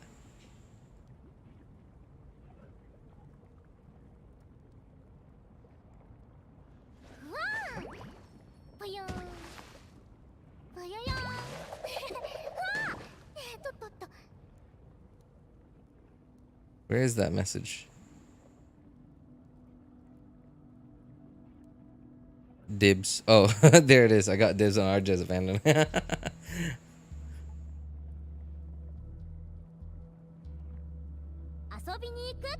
Exactly, that's what he was referring to.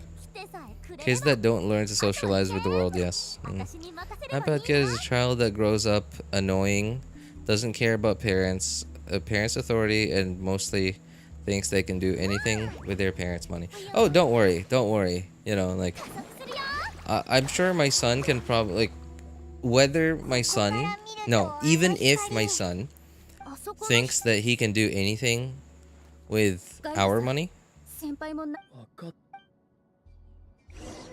What money? What money? Okay, sure, you can do whatever you want with my money, sure. Question is, what money are you even gonna do anything with? この先にはマグマのエリアが広がっているはずだ。つまり、喜べ。本当か？じゃあ急がないと。ちょっと待って、パイモン。そろそろ戻らな。それはどういう意味だ？地図のヒント、今の話。冗談。 Y'all heard it here first, folks. RJ hates kids. You know, I wouldn't say I hate them. You know what? Actually, like, okay, I wouldn't say that I hate kids. If anyone, like, if any, like, third-party observer were to see me, and, like, how I interact with kids, and, like, how, and like, they listen to my ramblings about kids and stuff, yeah, I think that would be that would be anyone's assumption of, like, how I feel about kids. And yes, I do hate kids to some degree, but it's not the kids that I hate. It is their...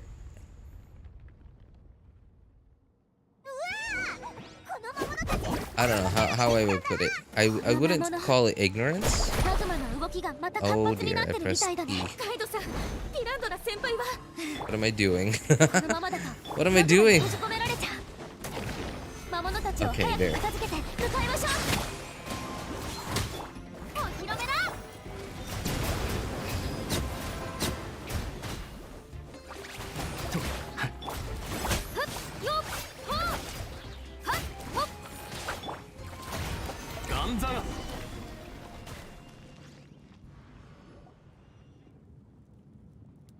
I guess it's you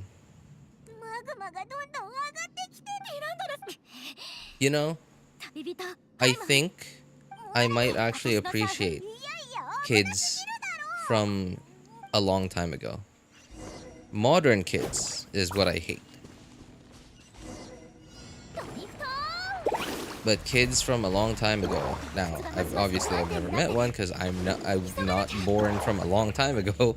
But I think I might actually, yeah, because like I like passing on my, you know, what little knowledge I have to kids, to future generations. In fact, I do that every day with my students. Like other than, like, you know, teaching what I should be teaching them, I also, okay, you know, very often pass on other wisdom. And like most of the time, I can see that it's being wasted But I would very much like for these kids to take in this wisdom and like learn from it. And I think kids from a long time ago were a lot more teachable when it comes to this stuff.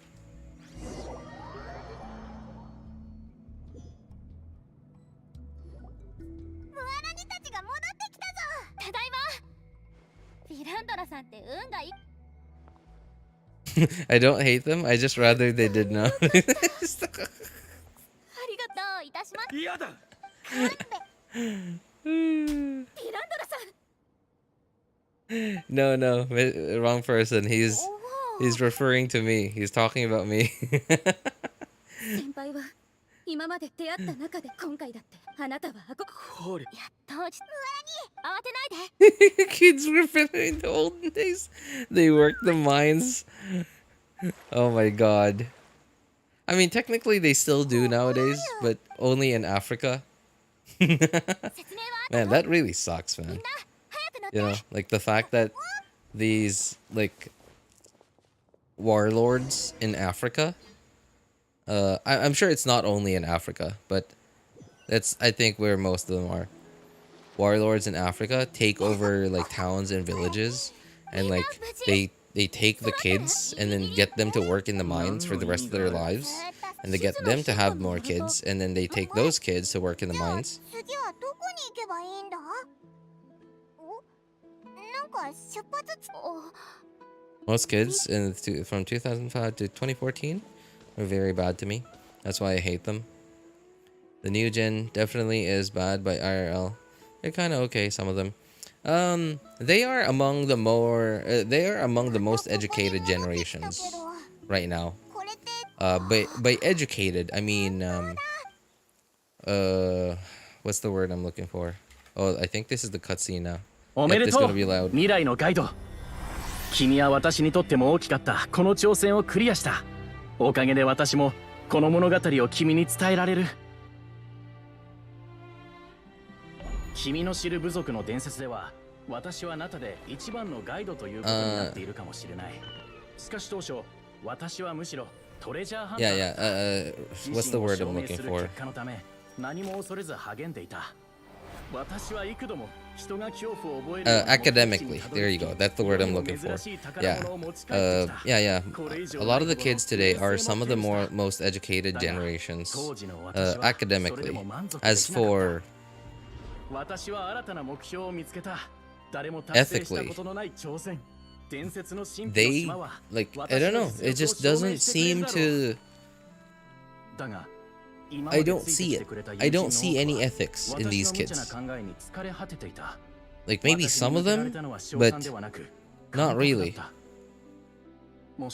I just don't see it. I don't see anyone who feels sorry, like any of them who feel sorry for like failing a test. I don't see any one of them who feels sorry for hurting someone.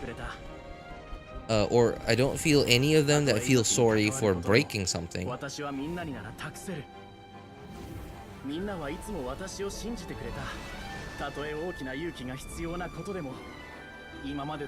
And now, granted, I think that is not entirely their fault. But I think it is, yeah, I don't think it's entirely their fault. I think it's mostly the fault of modern parenting. Modern parenting and modern, I guess, like, protection laws against kids. And, well, women and kids in general, but mostly kids.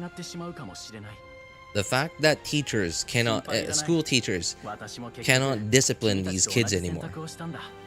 They are not afraid to not listen to the teacher anymore.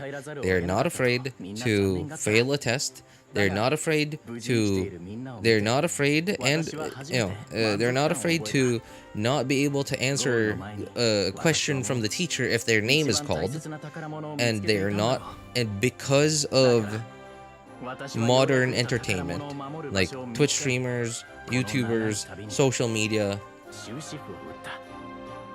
they are not embarrassed anymore to act up in class even when they are in the wrong. これが初代族長が And by they are in the wrong, I'm talking about them like hurting their classmate or like breaking somebody else's things or breaking school property, even when they are wrong, 族の年長者から聞いた because of social media and like basically like this influence, social media, modern entertainment from like YouTube and like Twitch and whatever, like I guess internet personalities. 旅はいいだろう。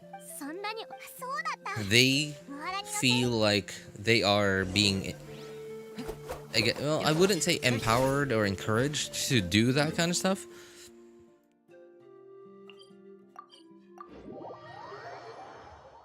But they sort of have this like influence of confidence in them. Confidence that everything they do is right. Like for example, okay, like me for example. Okay, I guess to some degree I'm an internet personality. I am somebody who has the potential to influence, like if there was like an 8-year-old or a 10-year-old, a 12-year-old, that you know that was like quite immature and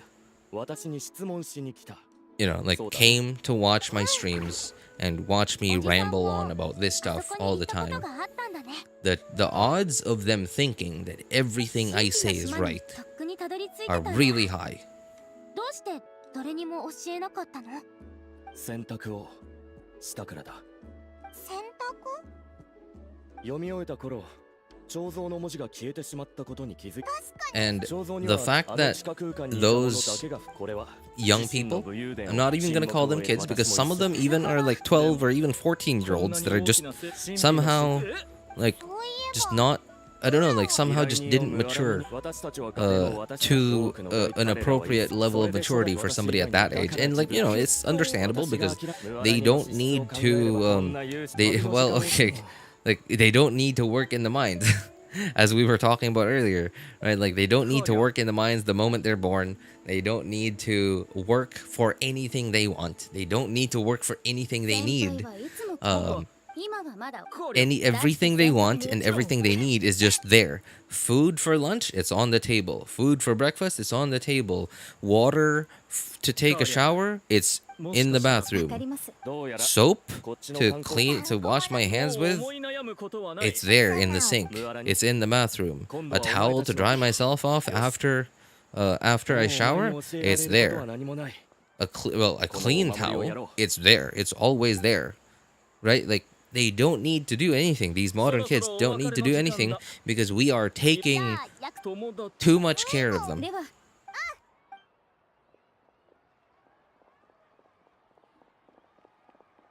Anyway, I got lost from like earlier. Okay, so my point was, okay, because they see this person, they watch this person, they listen to this person online so often, and they see this person as, okay, everything they say, most people here in chat, most people in his chat, most people in his comment section, most people, like everyone that talks about this internet personality all seem to agree with most of the stuff that he says. And like every time he says something that he sees someone that doesn't agree with it, a lot of other people will sort of contradict that person and say, hey, you're wrong, you're stupid, like he's right, like, right? Like, I think you know what I'm talking about. And what this ends up causing is this ends up further making these young and impressionable people think that this person is always right. Like everything he says is right. He is confident in what he says, therefore he is right. And what that does is that sort of, because this person is in some way their idol. 一緒にいろいろ経験できたから結果はどうでもよく It's なった their idol, and they think that this person is cool or wonderful or pretty or whatever reasons that they like this person. They are highly likely going to want to imitate some or all of how they do things and what they are and who they are, including the way they talk, the way they carry themselves, the way they the way they contradict any what's the word I'm looking for, like any I guess argument to their like whatever their perspectives are. And because everyone, like so many of their viewers, obviously the people that are watching there are sort of like in line with this person's beliefs, their way of thinking, their mindset, etc., they're gonna think that, oh wow, everybody agrees with this guy, so he must be always right. Right? Like it happens in the subconscious too. Like it doesn't happen consciously; it happens subconsciously, and it just implants this like behavior of too much confidence in these young impressionable people, to the point that it somehow affects empathy. Yeah, it somehow affects empathy very indirectly. That every time like they knock something over, they break something, they don't even look back to see what happened. They just feel like, hey, did I hit something? Oh, that's broken. Okay, let's play. Like there's no thought that happens, like even thinking, oh, I broke something. Oh no, nothing. It just doesn't even register.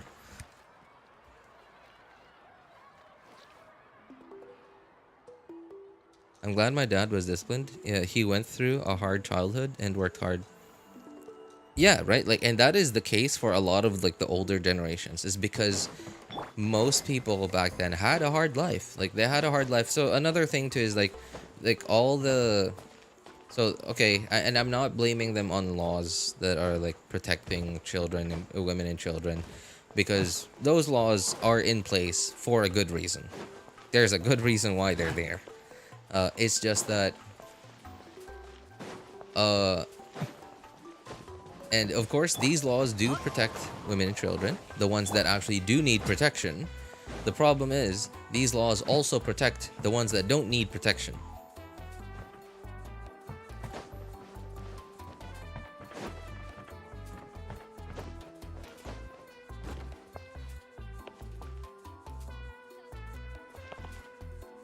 Are the kids in the Philippines because you don't like...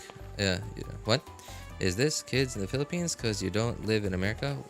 Oh, the kids I'm talking about? Oh, it's okay. The kids I'm talking about, obviously, the ones that I have the most exposure to, yes, kids in the Philippines. Well, actually, you know what? That's a lie. The kids that I have the most exposure to right now are kids from China.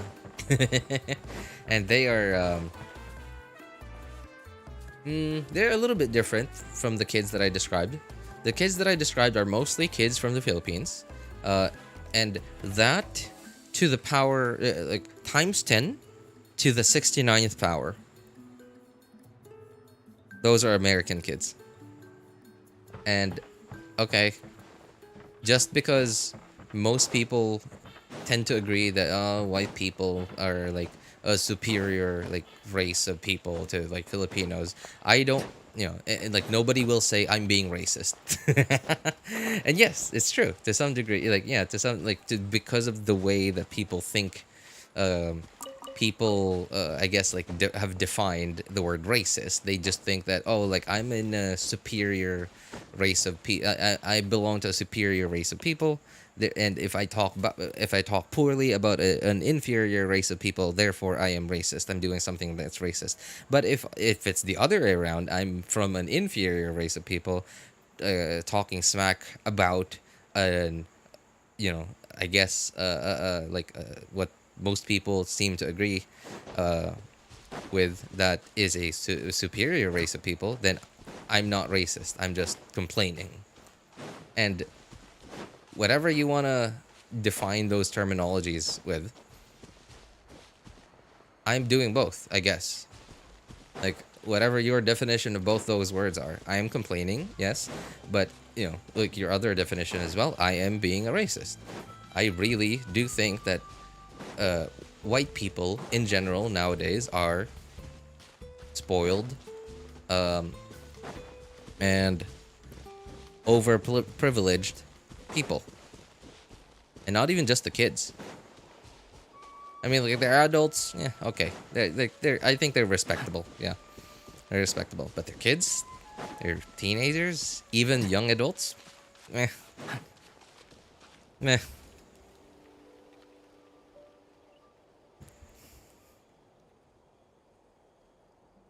Why are we talking about parenting? How did we get to this topic though? That's what I want to know. Wait. Huh? Where did we... How did we get started on this? I don't remember anymore. Unknown god to Senora to parenting. Oh my god. Yes, you're right. Like, I'm actually thinking real hard right now. How did we get from, like, wasn't I just talking about Senora and the unknown god and like my theory on, like, well, you know, like whatever's happening in Tevat?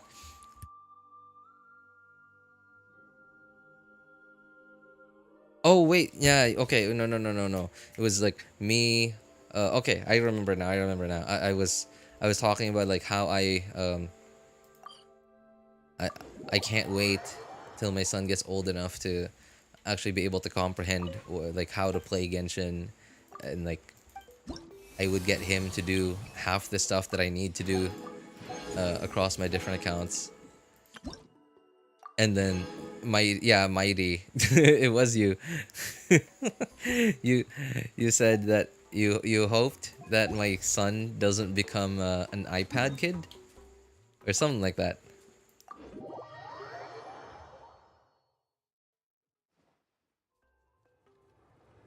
I'm a 100% kilogram giant in comparison to most the 18 plus age kids. Wait, is that you? Are you describing yourself, Unreal? New achievement 10 primos. How did we get here? If real life had achievements like that, man, I don't know how much gamer score I would have at this point. How did I get here? I've asked myself that question far too many times in life.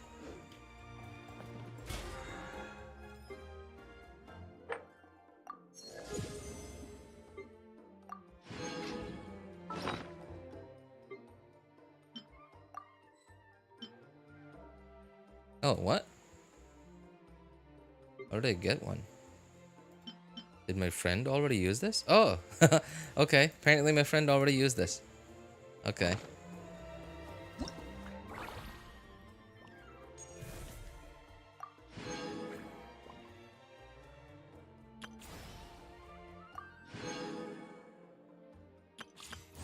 So, someone mentioned Imaginarium Theater. Oh my god.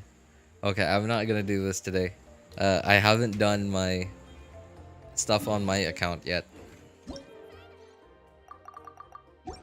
I gotta switch. I gotta do my actual dailies.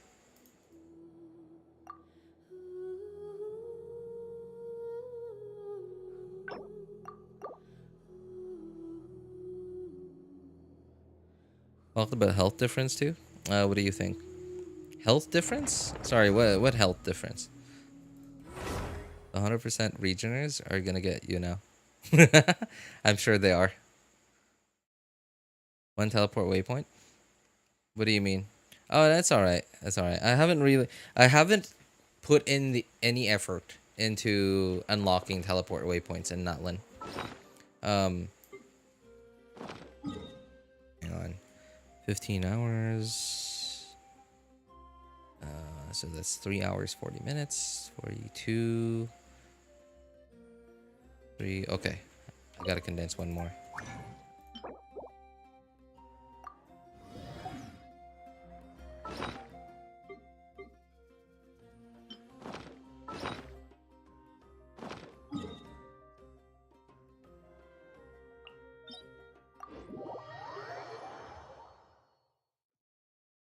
So I haven't really put in any effort at all into unlocking teleport waypoints. So okay, a lot of my waypoints are unlocked, sure, right? but those are really only unlocked because either the Archon quest or the tribal quests have needed me to get to those points. Like, for example, these teleport waypoints up here. Okay, technically, the Archon quest did not need me to get up here, and the tribal quest did not need me to get up here. But what I found out was the point when I get to this teleport waypoint and I have to climb up this like really tall stalagmite over here.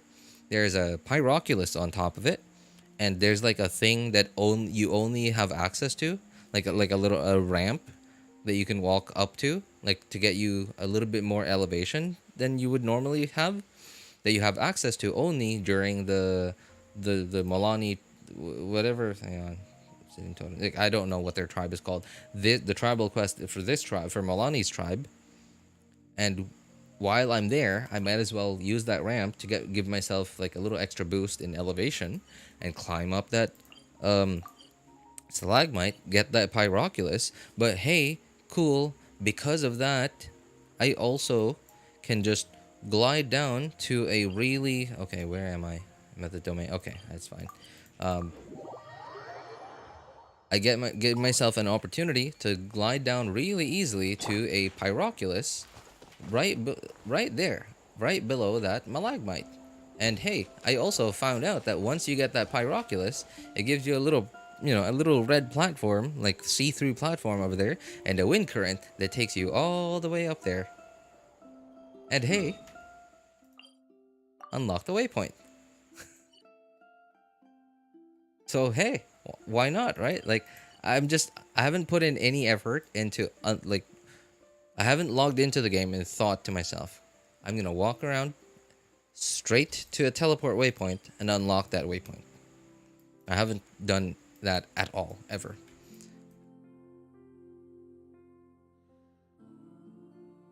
So I've really only unlocked waypoints when I'm forced to have to go to that region, that part of the map, and I'm close enough, I might as well get it.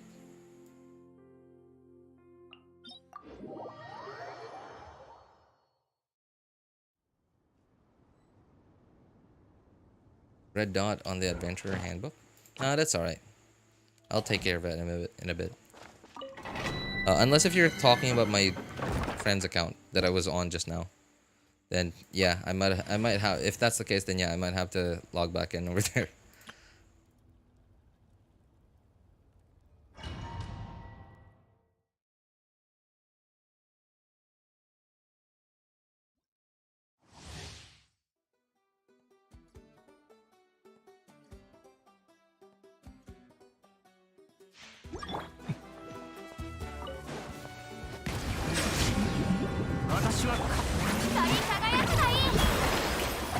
RJ, you're destroying so many players with your red dots. No, don't worry, man.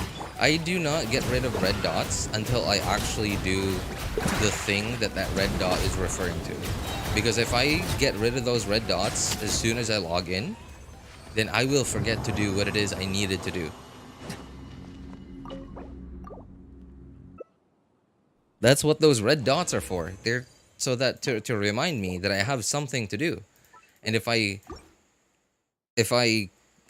open the thing just to get rid of the red dot, then I'm missing the point, right? Like, I'm missing the point of the red... Okay, the point. I'm missing the point, but... Get it? Dot, point. Okay. Well, yeah, I'm missing the point, right? It's like, oh my god, it's like most of my students now. Like, they think that... Most of them think that, okay, because I tutor English to them, right? So most of them think that the point of class is to sit down when we start, they start reading, and when the time's over, they stop reading. That's what they think. They don't know the point. And, okay, all right, I can't blame them. I was a lot worse than them when I was a kid. A lot worse than them. I just did not care at all why I was there. All I cared about was that, okay, mom told me to wake up early, take a bath, take a bath, eat my breakfast, put on my uniform, and go to school. And then I'm supposed to be here until the teacher says it's time to go home.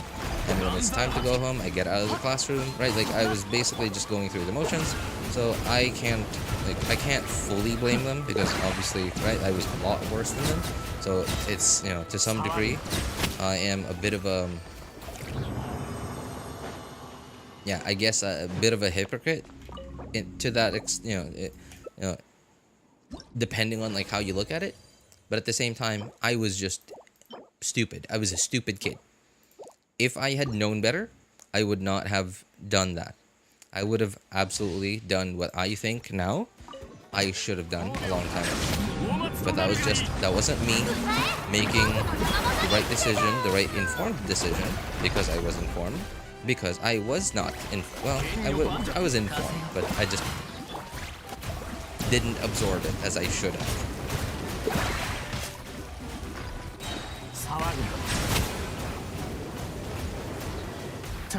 Oh, come on. Messed that up.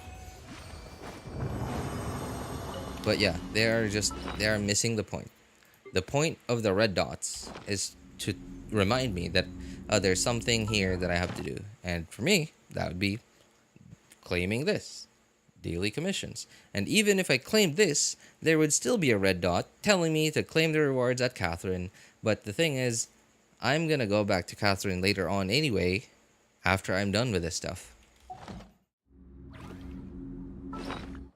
Oh boy. Here we go again.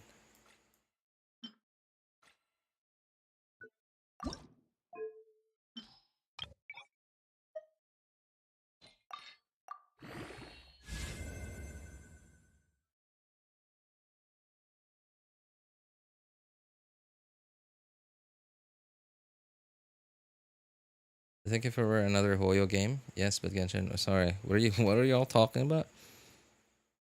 I think we're back on topic because Genshin would hold you at gunpoint if you stop talking about Genshin. Yeah, well, that's sort of what Hoyo is all about. Yeah, okay. That's actually a pretty good point to mention. Hoyo has been, I don't know. I guess like oh, you know what? No, I'm not gonna get rid of that. I need all the +4 artifacts I can get to feed into the artifact transmuter.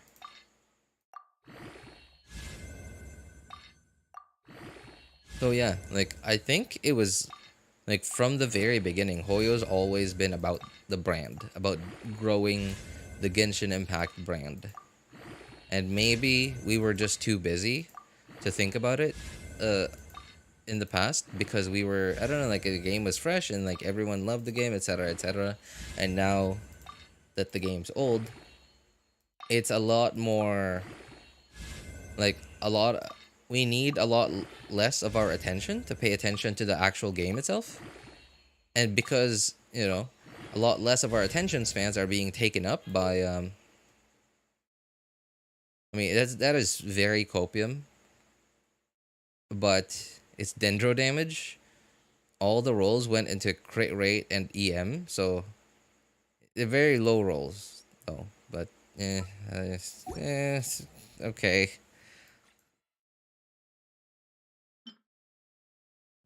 A lot less of our attention spans are being taken up by the game, and a lot because it's free attention span, right? Like this part of our attention span is vacant, so we fill it up with drama.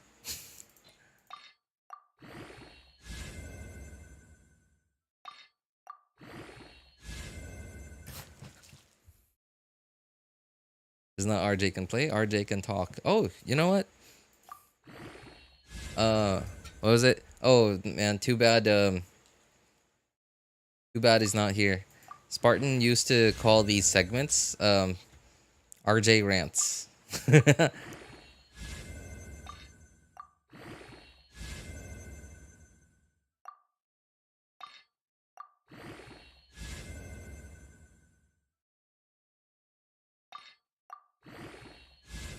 RJ can yap. Yep. Took all the Mora from Pantalone's company.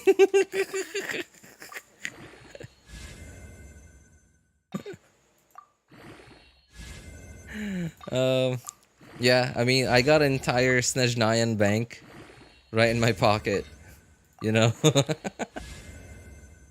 Oh my god, 24 ER. I can't even get rid of this. That's not something you can get any day. It's not great, especially because of what set it's on. But still, 24 ER is 24 ER. Hey, what's up, Sayez? Is that how I'm supposed? Is that how I'm supposed to read it? Sayez?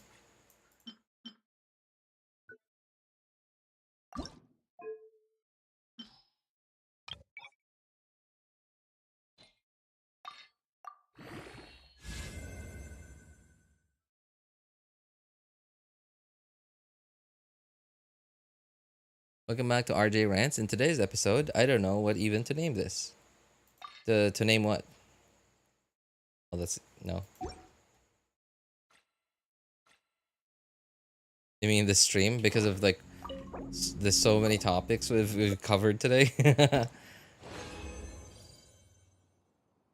I'm burning. It's so hot. Burning, like physically, temperature wise.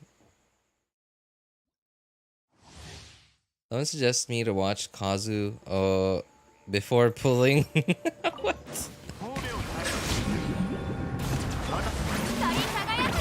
Yikes. Sai yes, more like Sai no.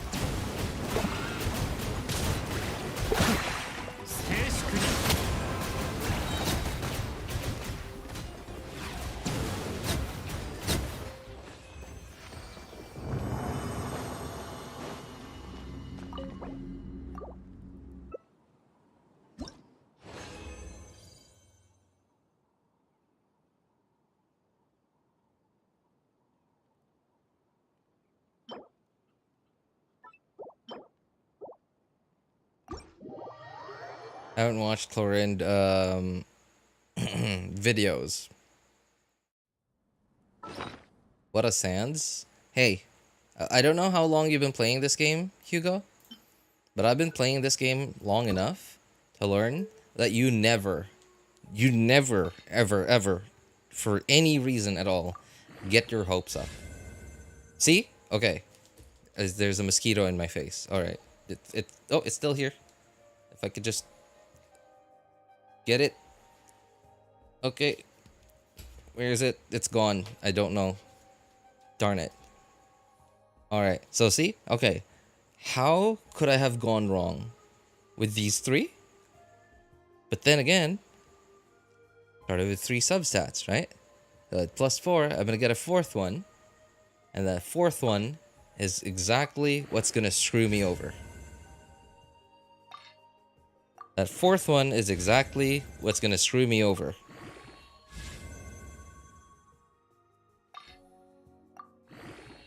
I said that 4th one is exactly what's going to screw me over. Yeah, see? See? So like, okay. We have like low-ish, I guess, crit rate rolls. And then 1 wasted roll into defense. So, look. That had every opportunity to be like a 35 or 40 plus CV artifact. But no. I mean, it's not, it's not terrible. Certainly, certainly some of the better artifacts out there, but could have been way better. Stop being so negative. Oh my god. Dude, it pays to be negative. RJ cannot be optimistic. Well, the thing is, like, when you're a pessimist, when you think of the worst, like when you always think the worst is gonna happen, you never get disappointed. You're never ever disappointed. That's the trick, man. That's the trick to life. You're never ever disappointed if you always expect the worst.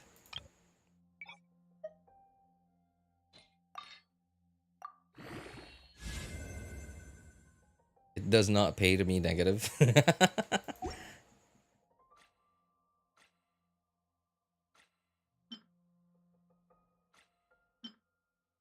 I mean, for me, it does.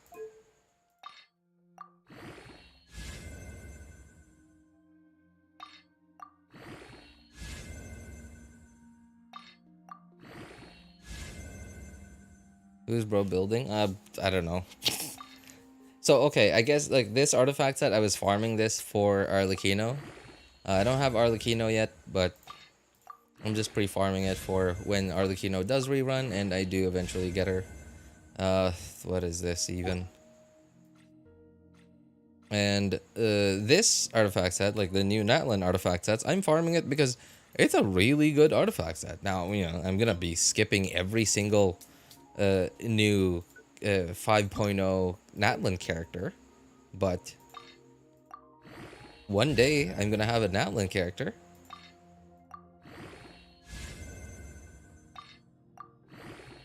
It's gonna happen one day, right? Especially because obviously every region will have its own Archon. So even if I hate every single other character in that region, I am guaranteed to have at least one character from that region, at least the Archon.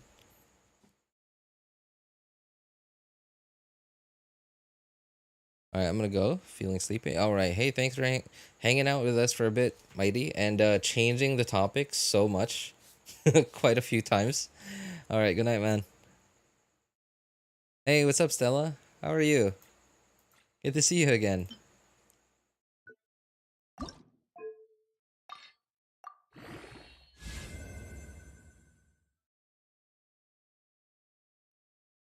Cute, adorable, little, mischievous people. Dude, you really are sleepy.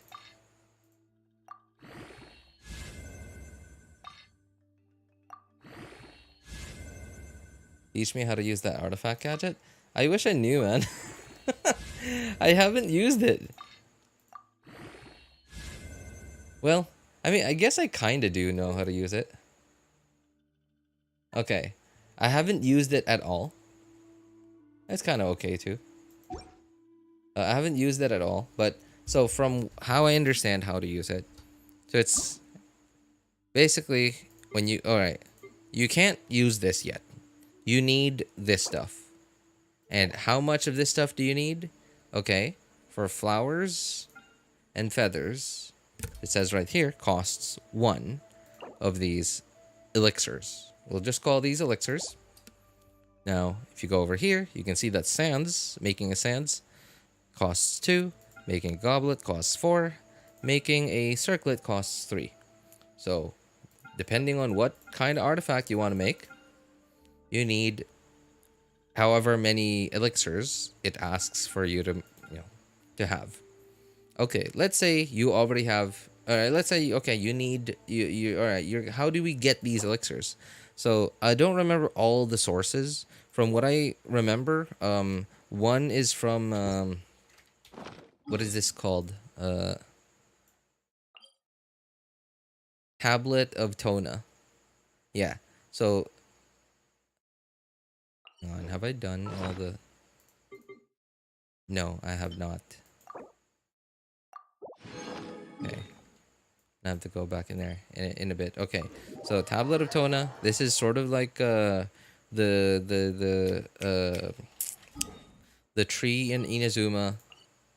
This the Arukami Shrine Sakura tree. The thing in Fontaine. What is it called? Dude, this mosquito is relentless. I can't see it even, and it's bothering me. The thing in Fontaine that I don't remember where. Where is that thing? Oh, the Fontaine. The Fountain of Lucine. Wasn't there something else in Fontaine? Oh, no, it wasn't in Fontaine. It's like the thing in... What is this again? The New Vale. The... Carp Rest. I'm not even gonna... Rain Jade, whatever that thing is. Yeah, it's like that. But when you go in here, this thing asks for Pyro Sigils, which you can get from just general exploration, opening quests, completing challenges and stuff.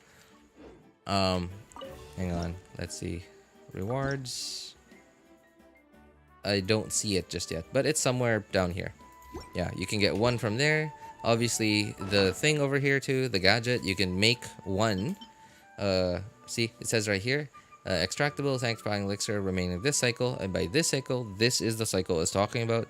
So for the next 37 days, we're only going to be able to make one of these elixirs from the device. And how we make that, we go into here and we basically feed it upgraded artifacts. And as for how much, so a plus 16 artifact gives you 22. Basically you get to 100, of course, is how much you need. All right, so a plus 20 artifact, 5-star artifact gives you 30. Basically it's like 3 plus 20 artifacts and like maybe, yeah, I guess.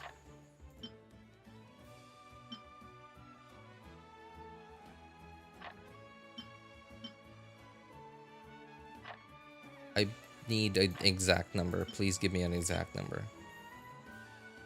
Oh my god, it's not gonna give me an exact number. Oh, there. Cool. Okay, yeah. Alright, get it to 100. You click extract, and then of course you get your elixir. As for me, I'm not gonna do that just yet, because I don't have the time to look through my artifacts to see which ones I can fodder. So anyway, other sources of those elixirs are, I'm not sure where, but they're somewhere in Natlan. Either they're from a random chest or from some of the quests in Natlan. I don't know exactly where, but they're somewhere in Natlan.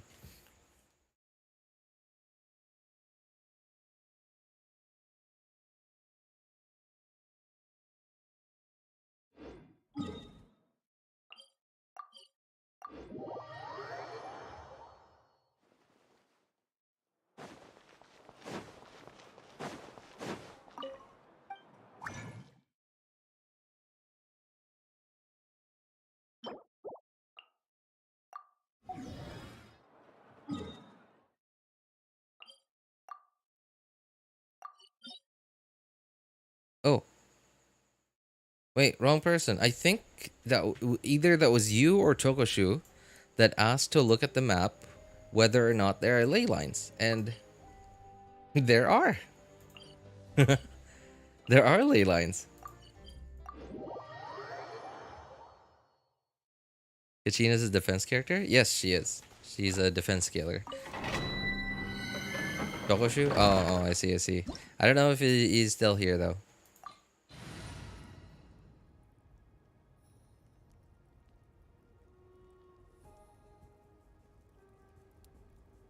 Like the Inazuma World Quest. You know, it did feel rushed, but I don't think it was horrible. I think the overall story of the big world quests in Inazuma were pretty good. But as for how they were implemented into the game, they were really annoying.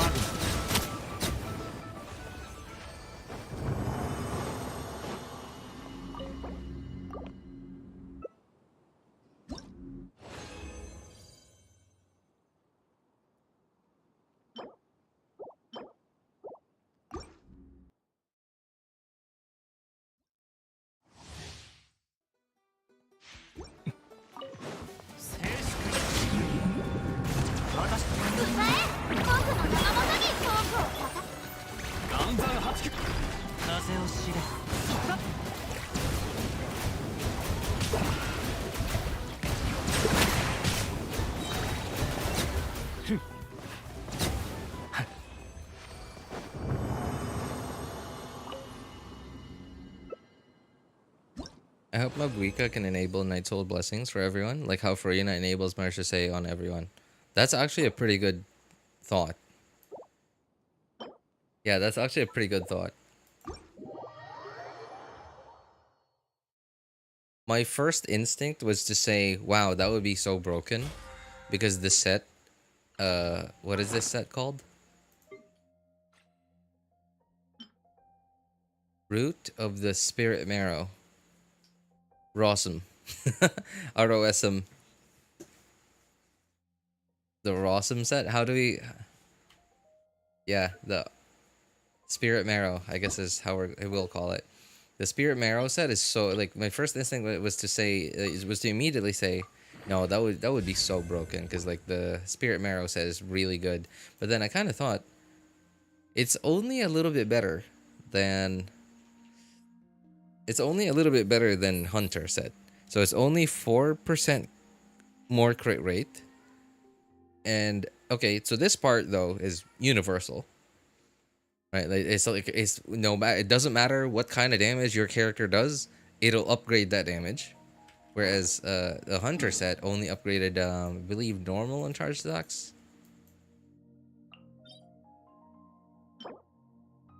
Yeah, normal and charged attacks.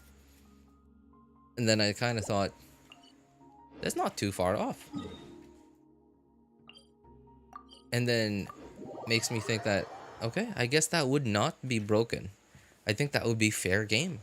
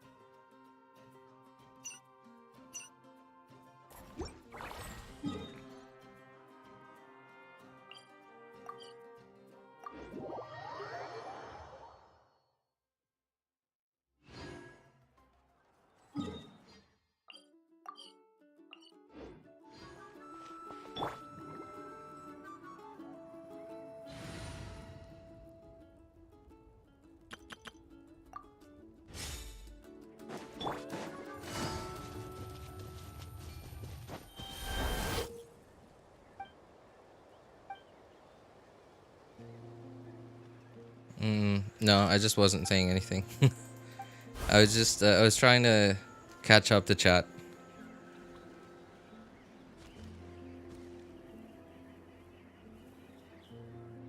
Hutao is cryo. I guess she would just be Chi-Chi 2.0. I don't think so, man. If she was cryo...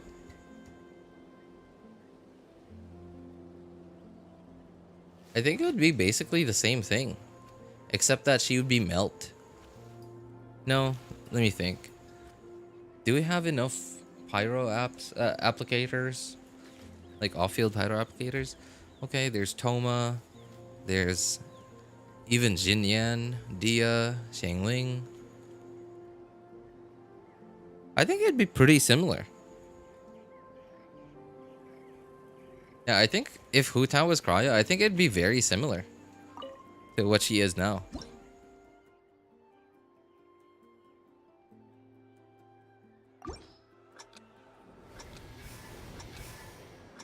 Yeah, I'm trying to think like, okay, if she was cryo, who would be able, who could enable her to do reverse melts? And yeah, we have plenty of off-field pyro applicators that are consistent enough that work relatively well with Hu Tao, or like the way that Hu Tao is meant to be played.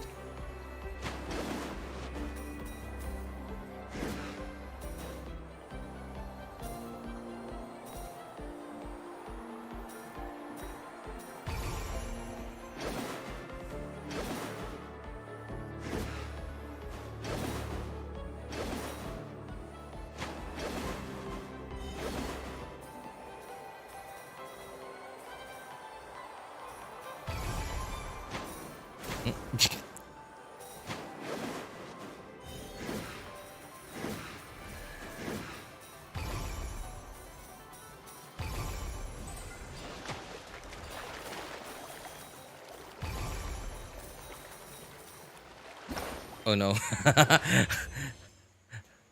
Oh, I still somehow got it. I went straight for it.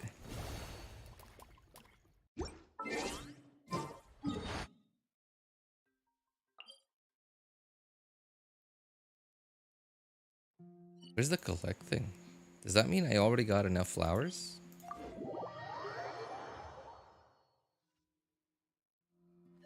I'm a bounce. Have a good one, boys. Hey, thanks for coming by to hang out with us, Mr. J. Appreciate it, man. Take care.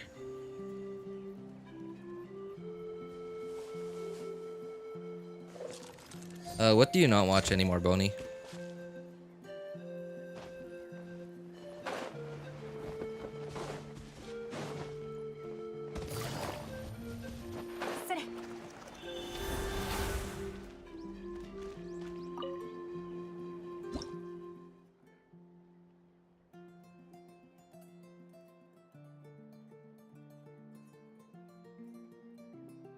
Imagine freeze Hu Tao.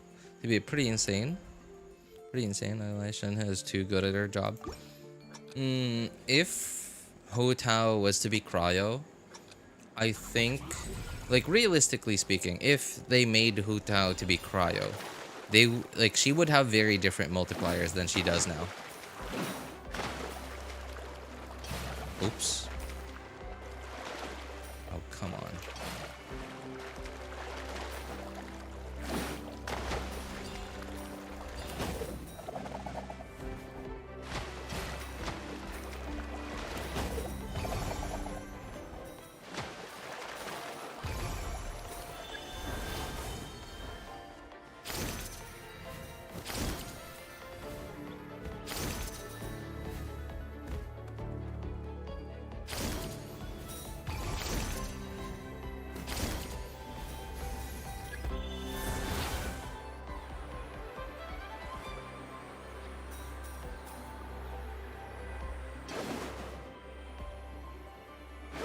Lock in?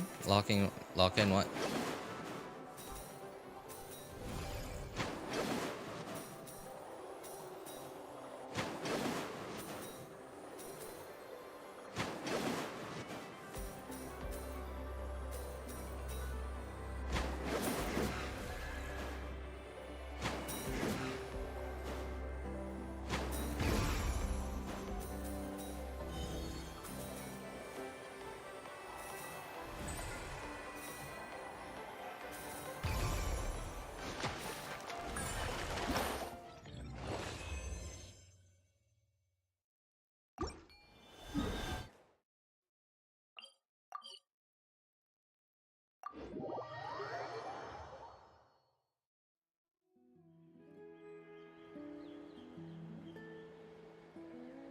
I imagine her multipliers to be the same though. Her reactions would still be reverse and element gauge to pyro, the same as pyro to hydro. I think it would be a little. I think they would reduce, like especially because of Shenhe's existence. I think her multipliers would be a little like they. I think Hoyo would have decided to make her multipliers a little lower than they are. Or they might decide to make her multipliers a little higher than they are.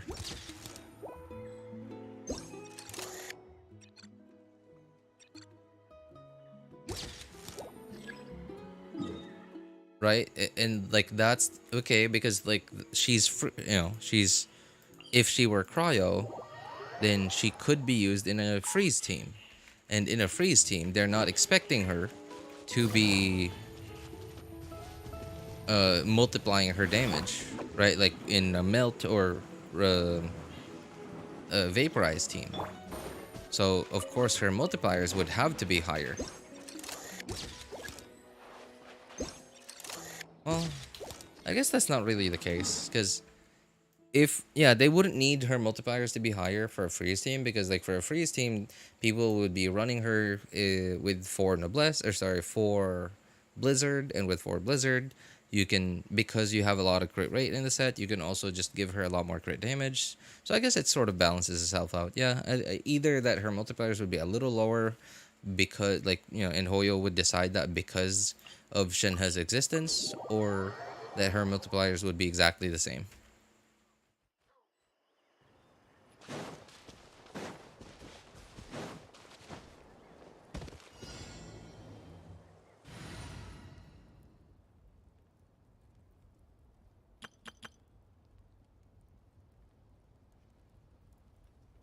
Imagine Electro Venti and Animo Raiden. Animo Raiden. That would be awful. Electro Venti would be pretty good. But Animo Raiden would be awful.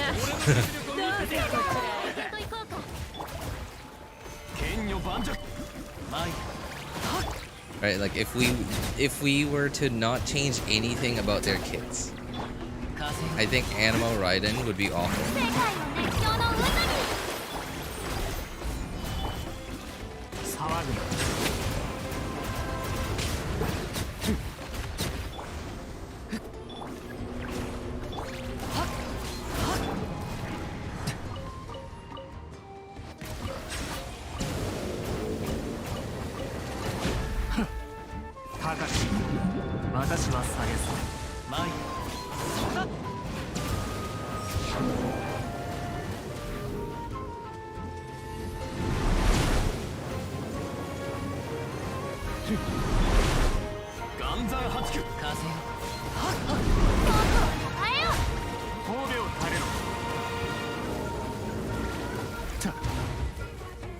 God. What an awful matchup.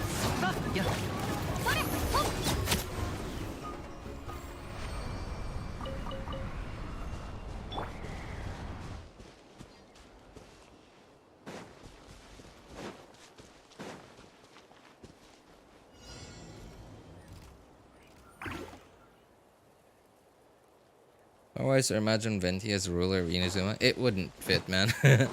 It wouldn't match.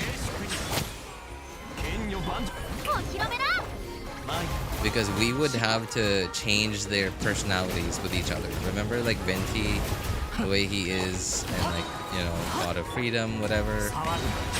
Right? We would have to interchange their personalities. In which case, I think it would be basically the same. The only difference would be, like, they have different playstyles.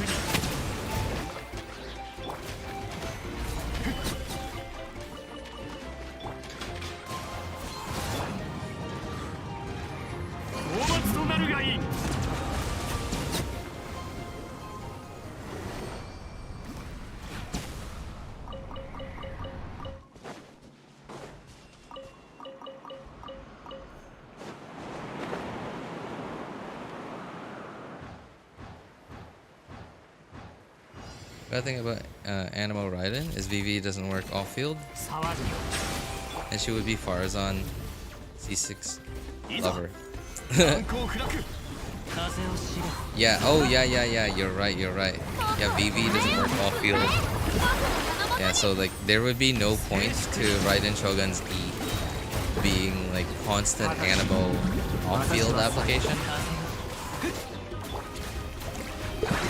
I mean, I wouldn't mind if they suddenly decided to change VV's description, right? Like for it to include the text works off field. That would be incredible. What an enormous buff to VV users that would be.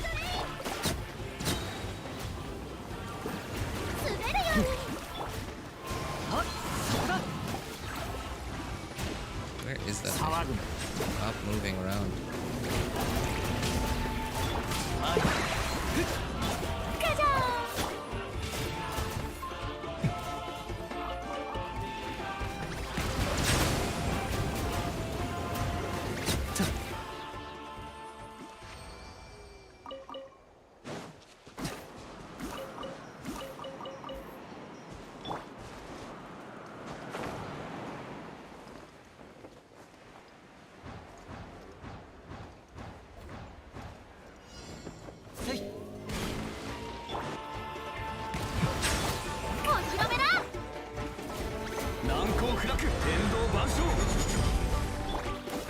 Inazuma City of Freedom. Oh, so you're thinking of exchanging the nations instead of their personalities being exchanged.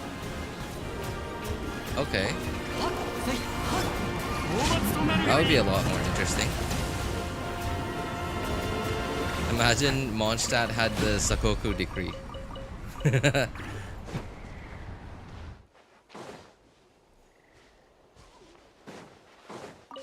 And you, so obviously because Mondstadt is not, because Mondstadt is not, you know, it's not an island nation, right? So with an island nation like this, it's a lot easier to enforce something like a Sakoku decree because, you know, you're the electro god. You just put up a storm and nobody can get in or out without your permission, right? But in a country like Mondstadt,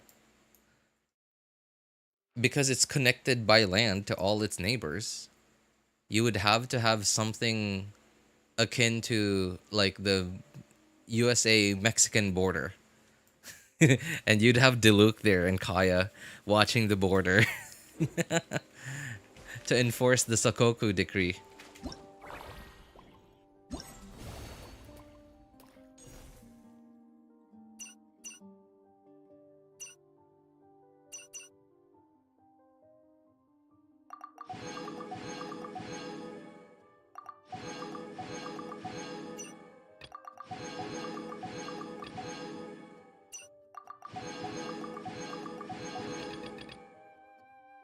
Imagine Hoyo does Animo Cryo Geo Abyss. Animo Cryo Geo Abyss? What do you mean? Oh, Imaginarium. Oh, okay. Animo Cryo Geo. I'm sure we'll get one like that sooner or later.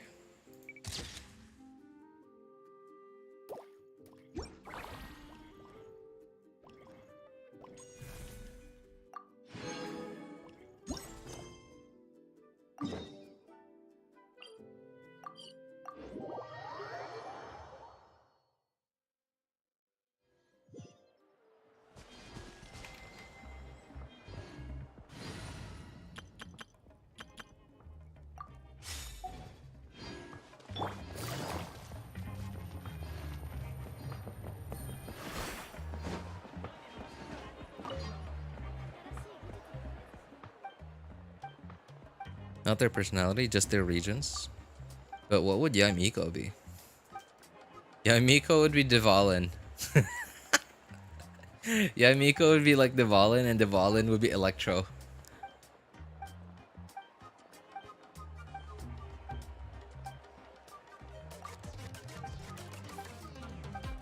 Also, people would lose interest. Inazuma's story was so poorly written, and Mondstadt's story is so boring. It's just world building. Mondstadt is pretty much only good because of nostalgia and ease of exploration. Well, it was the first part of the game, so it makes sense that it's world building because it's part of the storytelling. Right? Like, for you to have a believable open world, you'd have to build the world. Pyro, okay. Pyro, Hydro, and Dendro. Wow.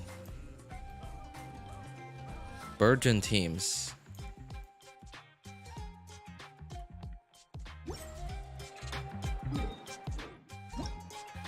Man, I'm not looking forward to having more stuff to do. I haven't even done the... Wait, what? Where's the other one? Have we done it yet on this account? Oh, no. Oh, okay, I started it, but I didn't finish it yet. Okay. Yeah.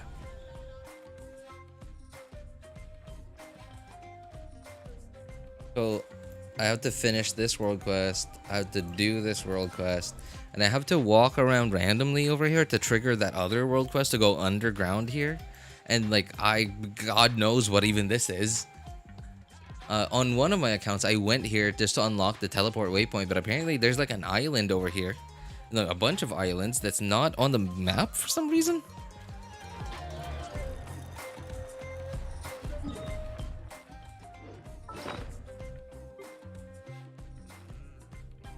Oh, shop reset. Shop reset, everybody. Shop reset. No, that's right. I forgot. Completely forgot.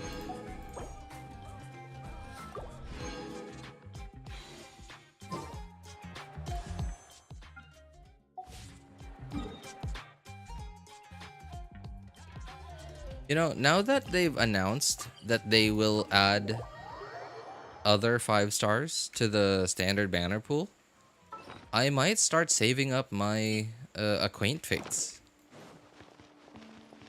Because I don't really care about all the well, yeah, I don't like I guess I do already have all the standard 5 stars already, and like whoever they decide to add onto the standard 5-star pool, I don't know, if they're basing this off of popularity, or rather lack thereof popularity, and or power levels, I'm fairly confident that Albedo might be the first one to go on the standard banner.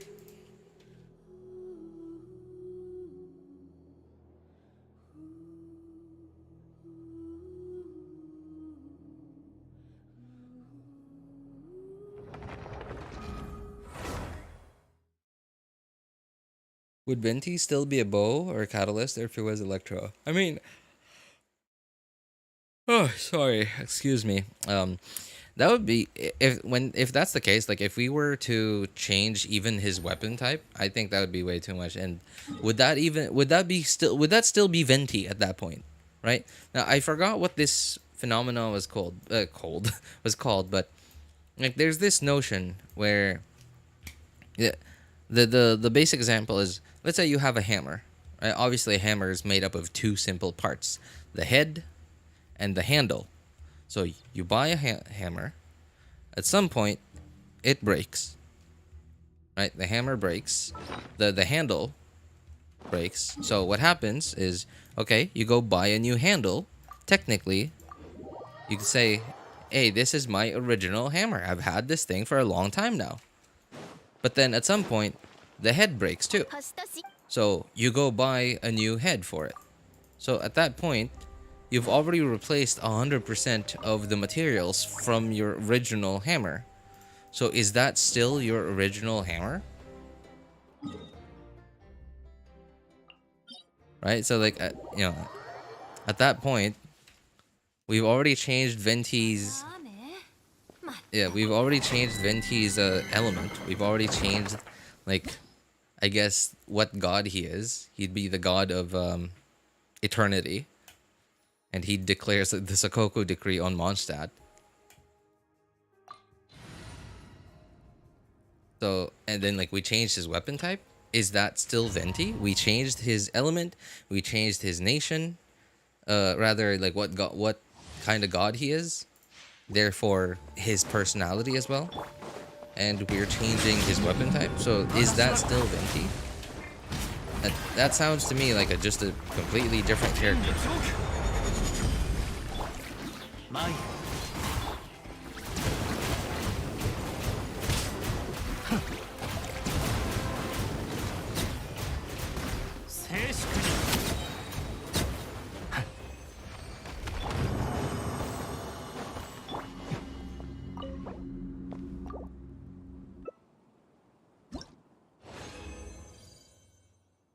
Still wishing, because more standard banner characters released lowers my chance of getting a standard banner weapon showing up. That is true. That is true. That is something that I have also considered, though. Yeah, because... So sure, I might not care about getting the current, like any of the current standard banner 5-star characters, but more characters, more standard 5-star characters also means slightly lower odds of getting a weapon, or rather the weapon that the 5-star weapon that I want.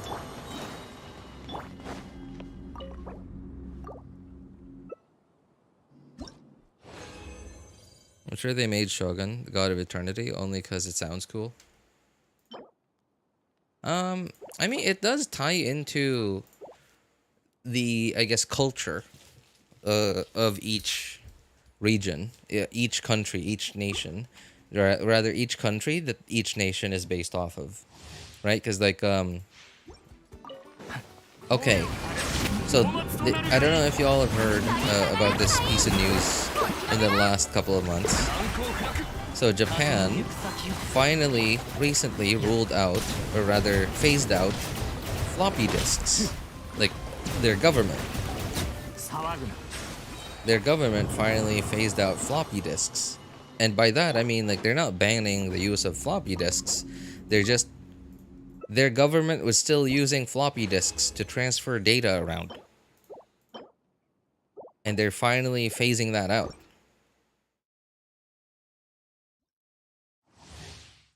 So what I get from that is they are the type of culture to stick to what they have, especially if it's reliable enough. They will stick to it really, really hard and keep on doing it, even though newer, modern, faster, and more efficient methods have already been created for ages. And think about their philosophy when it comes to engineering as well, right? Engineering and design. Look at all, like, why are the most valuable car companies in the world either American or Japanese? Well, I guess there's some European ones, I guess, but then Europeans is mostly just Germans. Right, mostly just Germans. So it's just basically Japanese, American, or German. So Germans, as I think most people already know, I don't know, they're just really good with their metal. And other than that, they are incredibly insane with like how perfectly they want their stuff to be engineered, like to where it is like reliable until forever. Like okay, here's an example. My dad used to work as a seafarer for many, many years. And very often, he was able to travel to Europe, including, well, not Germany specifically, but at least Europe in general. So there, he was, like, while in Europe, Hamburg, I believe, he was able to buy a suitcase of spoons and forks and other utensils that were of a German brand. And they were straight from Germany. And to this day, I've never touched a set of cutlery as high quality as those spoons and forks from anywhere. Like, I mean, obviously, if I go to a 5-star restaurant, I might. But the fact that I'd have to go to a 5-star restaurant to hold cutlery of a similarly high quality just, speaks volume of what the Germans are and their engineering and like how high a quality they want their metals to be. But then Japan is just as good with their engineering and design as well. Americans mostly, they're like, okay, the American car companies are, in my opinion, so they are sure reliable, but at the same time they're really there. Yes, they're reliable, but they're mostly there because Americans are just so good at making money. They're so good at making money, and they're so good at getting as much money from everyone as possible. And yeah, I think that's mostly it. The Japanese have their own way of things. They just make cars that are just reliable, like super, super reliable.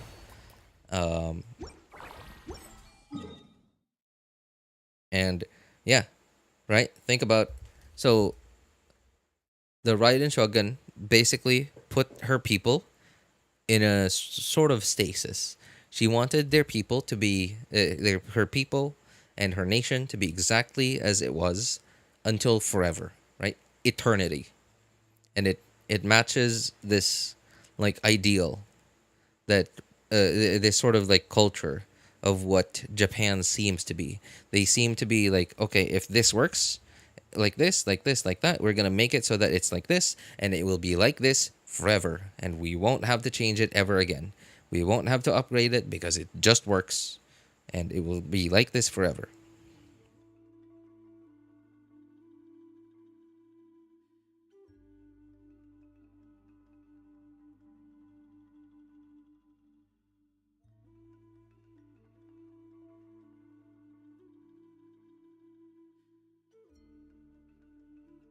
Once again, this crazy topic, switch-ups. How in the world we go from Venti and Raiden switching to car companies? Hey, it's all connected, man.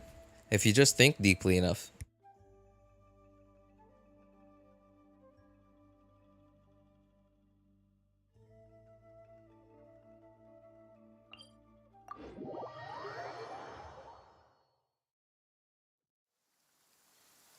Man, my shoulder's really acting up.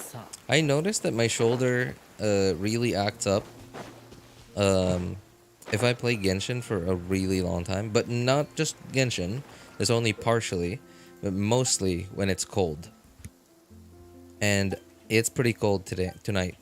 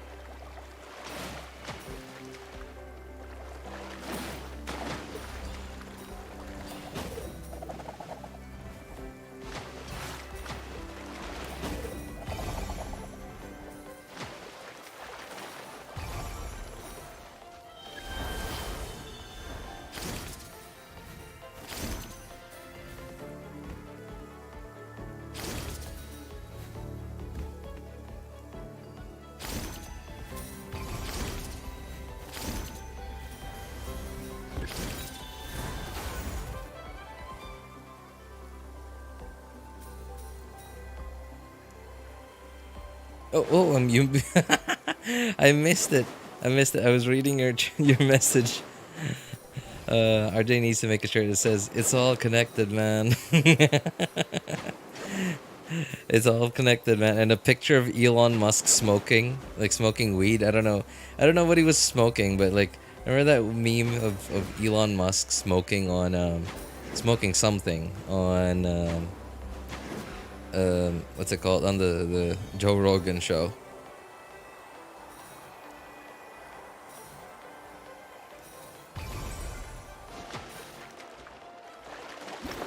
I don't think this is S. Oh, I still somehow got it. I missed a lot.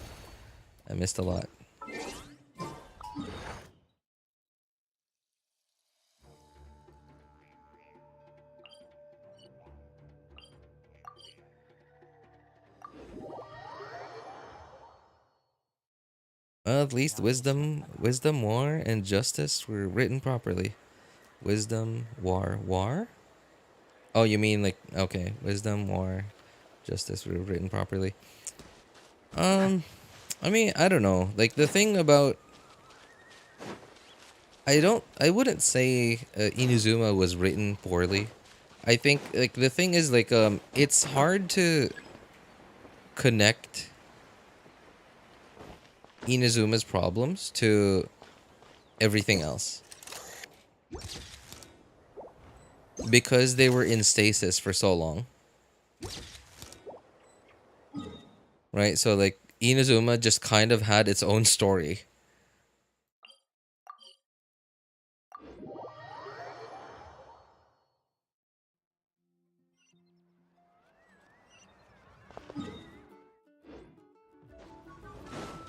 And man, ever since Spartan said this, I just cannot get this out of my mind. Ever since Spartan coined this term, I've never been able to get this off of my mind. So he summed up Inazuma's plot, like in Inazuma's entire plot, to into two words. Teenage pregnancy.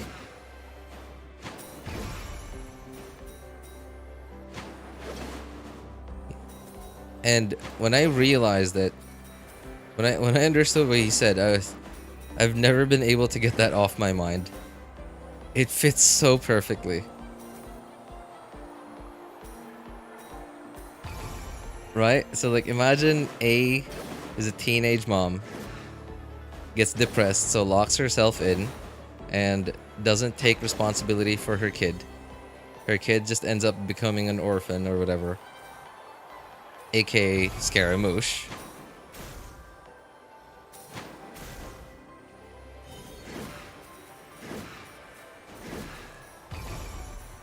And that kid ends up becoming a troublemaker, ends up causing a lot of trouble for everyone all over the world.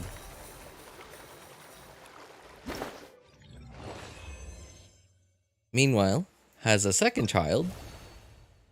When she's a little older, that second child just so happens to be really talented as well. Really talented, really smart.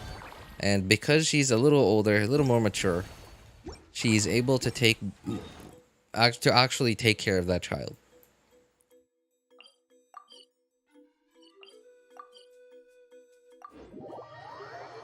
So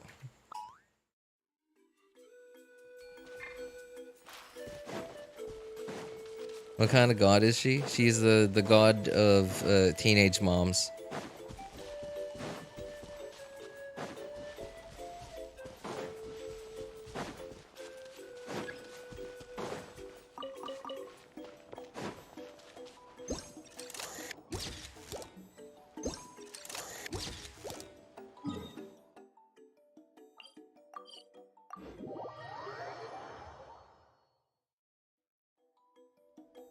Outrightly selfish.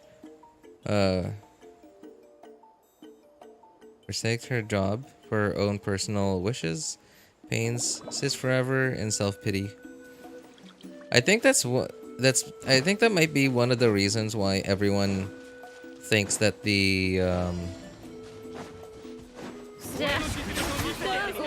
Inazuma and the Raiden Shogun, but Inazuma in general, were written poorly. Is because like there was no redemption arc at all. Like A just seems like an antagonist the whole time, like even after, like way after the plot ends.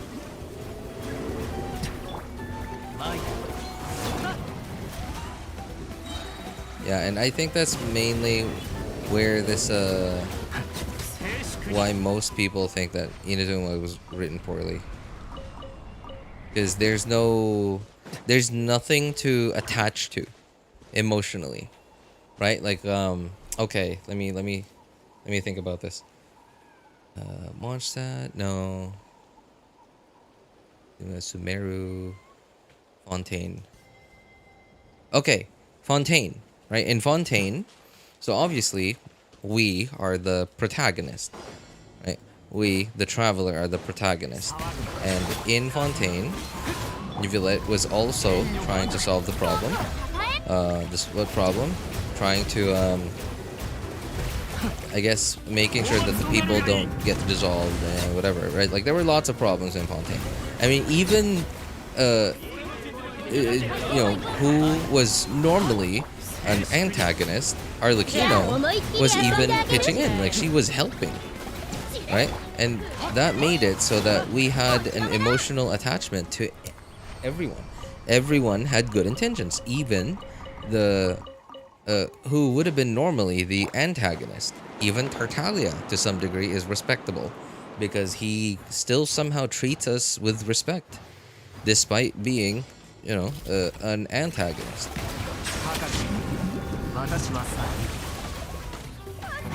We even returned his he even trusted us with his Hydro Vision.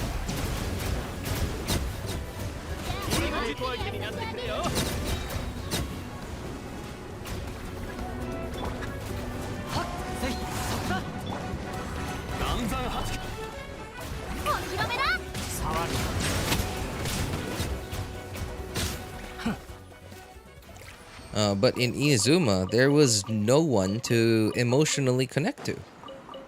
The people were sad and depressed. Yaimiko was just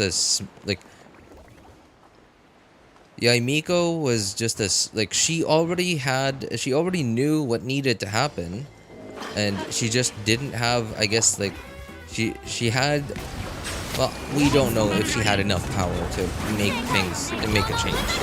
But she had we knew that she had plenty of power, but she didn't do anything about it until we came along. Ayato was, well, I don't think Ayato would have been able to do anything about the Raiden Shogun, but he certainly had enough influence to at least improve at least his people's lives. But, well, no, he didn't. So yeah, there was just nothing in Izuma. There was nothing to emotionally attach to. Everyone, I don't know, like everyone was just there.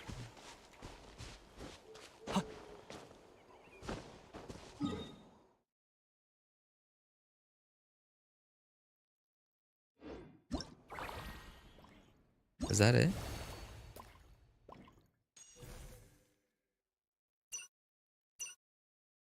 Okay, I guess that's everything.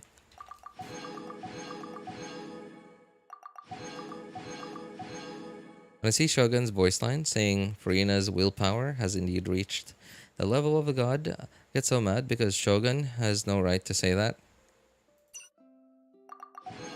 Yeah, when her will was shattered, when her sister and friends died, like immediately. Like her will was shattered and like she just locked herself in a room and locked everyone else in the room with her.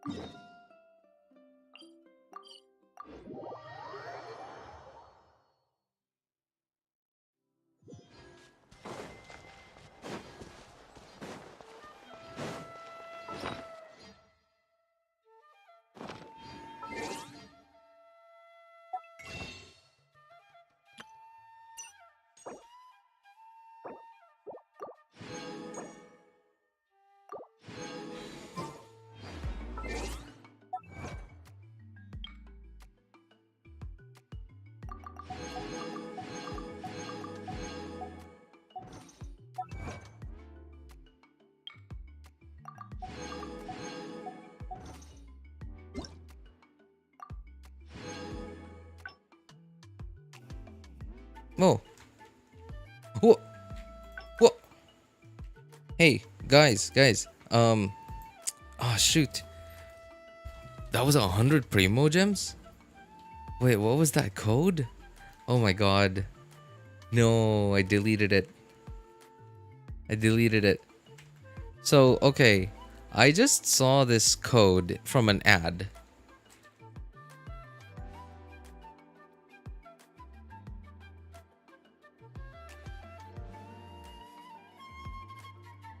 What was it called? Hang on. Oh, I found it. Okay.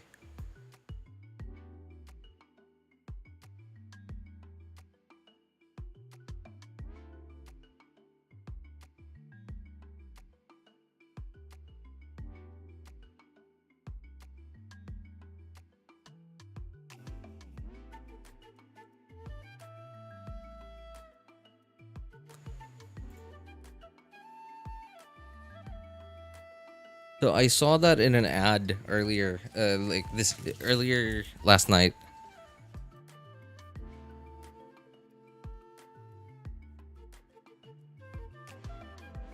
I didn't realize it was 100 Primo Gems, dude. You know what? I googled it and apparently there's like this website. Okay, there's lots of other codes in here too. Hang on. Let's see if...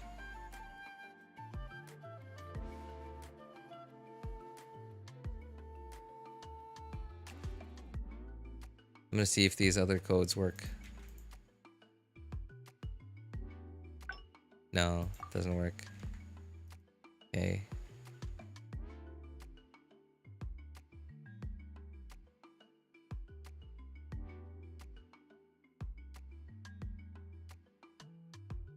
Okay, apparently can't use that one.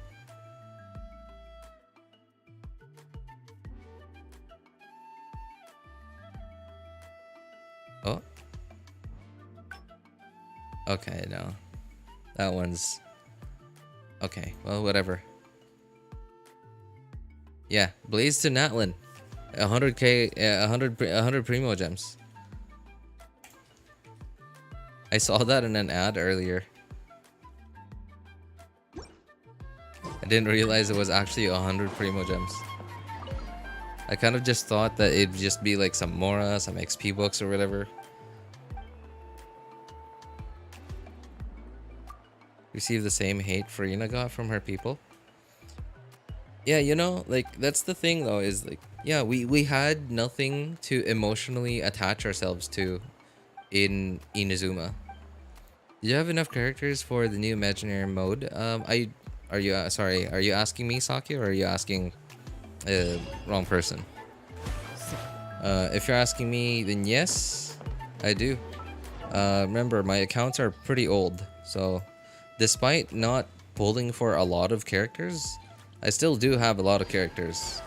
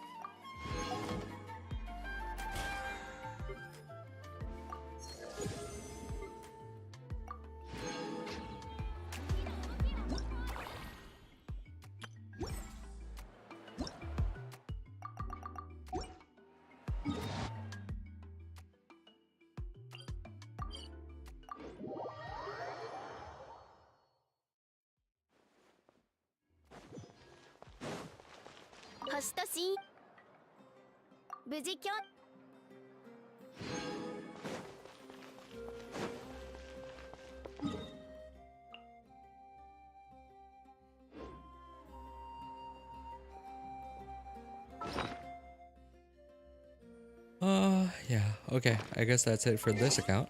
Alright, third account's next.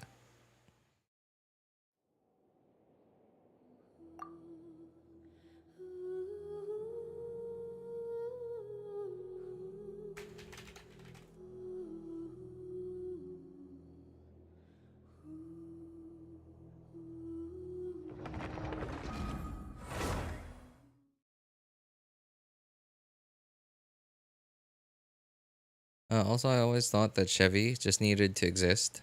All this while I've been missing out on her attack buff, but not using her overcharge shot. Overcharge shot? Oh, you mean skill? No, no, no, no, no.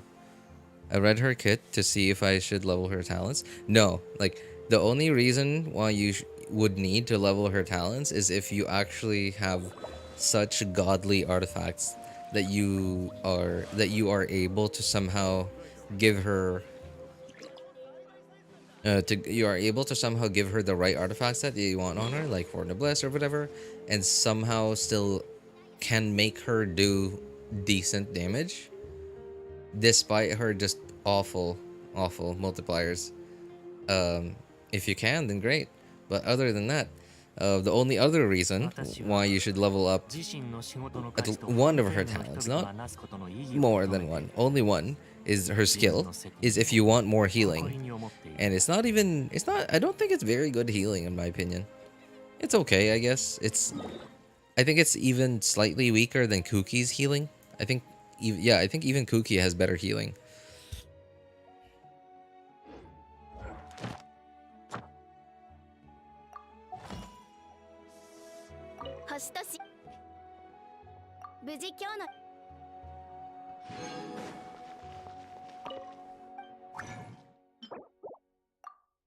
Oh my. Okay. I didn't mean to condense two. I have not gotten used to... Okay, I haven't gotten used to this thing defaulting to max just yet. It's kind of annoying that I haven't gotten used to it.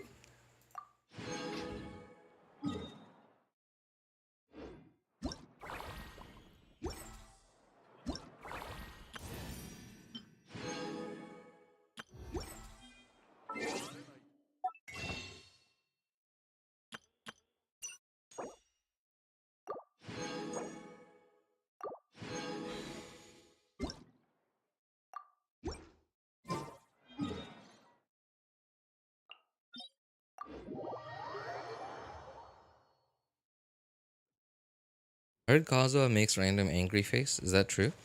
Um, I'm not sure actually. I feel like I've heard about this somewhere before, but I can't really remember if it was Kazuha specifically or what exactly it was about.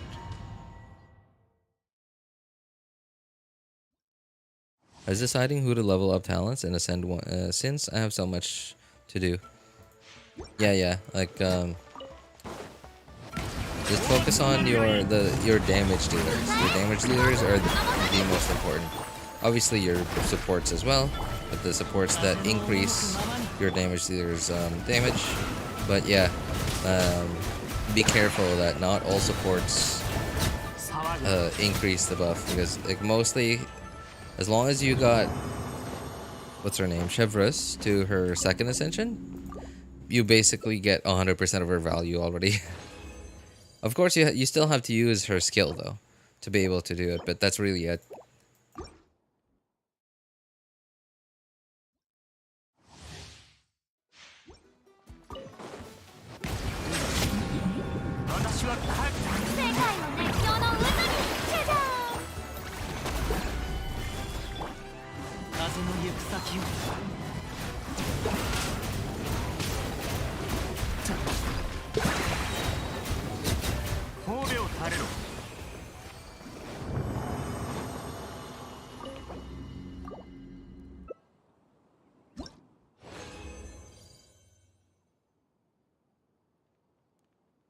I should probably prioritize ascending and getting Nahida talents up. I would recommend. Okay, it seems like you have a lot of talents to level up. I would recommend only leveling up Nahida's skill first. You can level up her burst much later on. It's not even very efficient to use her burst every rotation anyway, because her burst animation is so long that like however much you get from the buff from her burst is sort of balanced out by the 3 seconds that you're in her burst animation not doing anything. And it's similar with Zhongli's burst, right? Like where Zhongli's burst looks really cool, right? But if you can't make it to do good enough damage, where you don't have his C2 where you get a shield after using the burst, like there's no real good reason to use his burst other than like maybe getting the iframes from it.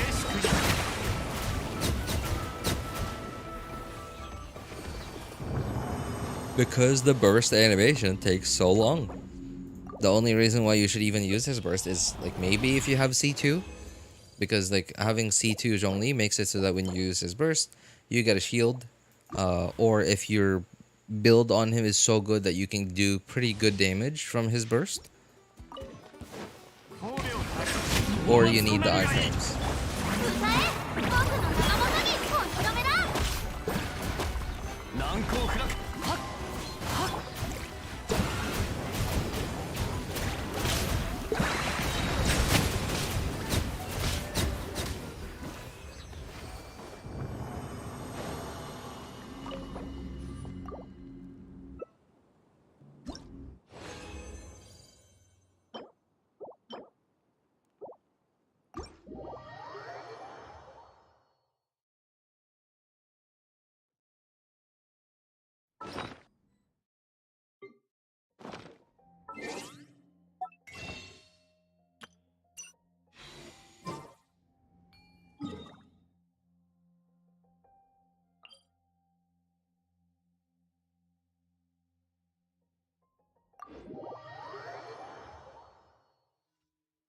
Been using a level 80 out of 80 talent, level 5 Nahida since her release.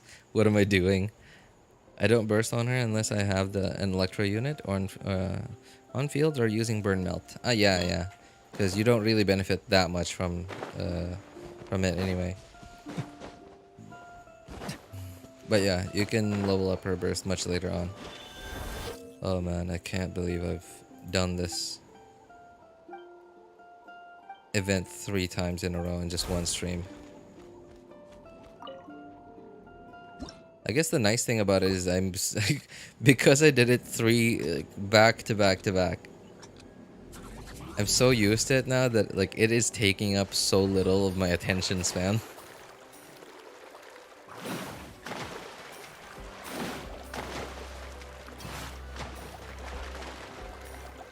What? My skill hasn't cooled down.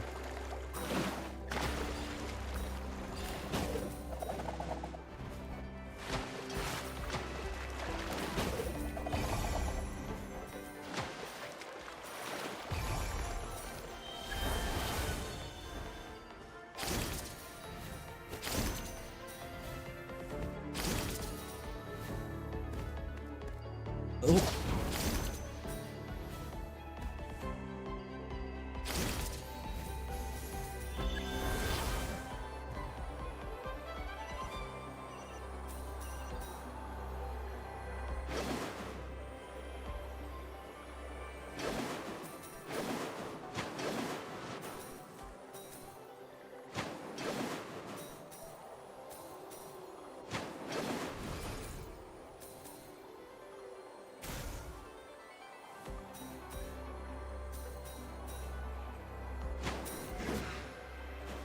I think I missed one.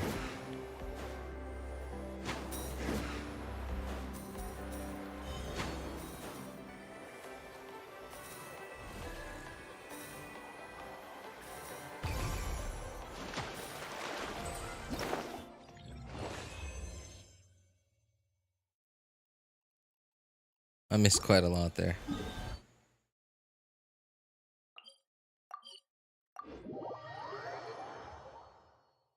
Usually run Ida on field, so probably going for 999. 999. Oh, you mean her talents? I mean, I would advise against that, really. Against leveling up her normal attack talents. I mean, yeah, like sure, in a Hyper Bloom team, I do also on-field Nahida because her skill alone doesn't apply that much Dendro because it's like once every 2 seconds, I think, is how often it procs. And like having her normal attacks, like if she's solo Dendro, then yes, I do on-field her, especially back then when I didn't have Alhaitham yet.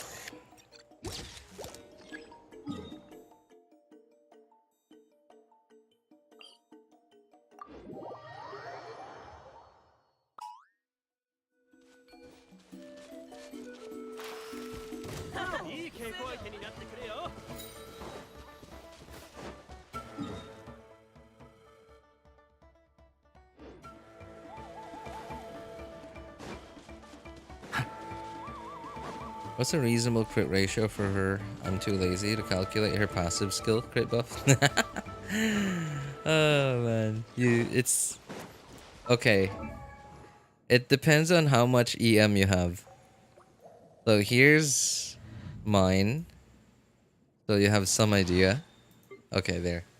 Alright, so I have about 800 EM on her, and remember, I don't have her on the team right now, so therefore this is just her build. So this, oh man.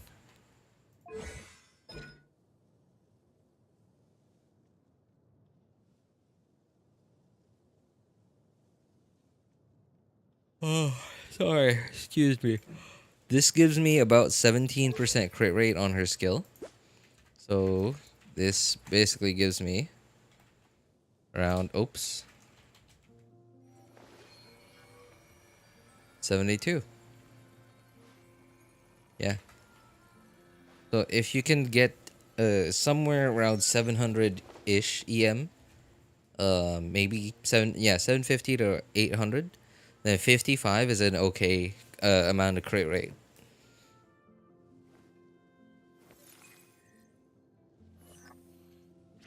What do the pieces look like? So I have her on EM crit. So these are my pieces. There's one. EM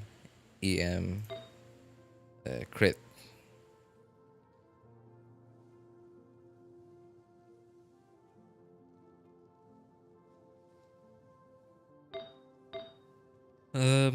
Yeah, I guess like these three are really what are carrying my build. These three. This is okay too, I guess, but yeah. All right, it's not. This is not bad. This is not terrible. It's okay.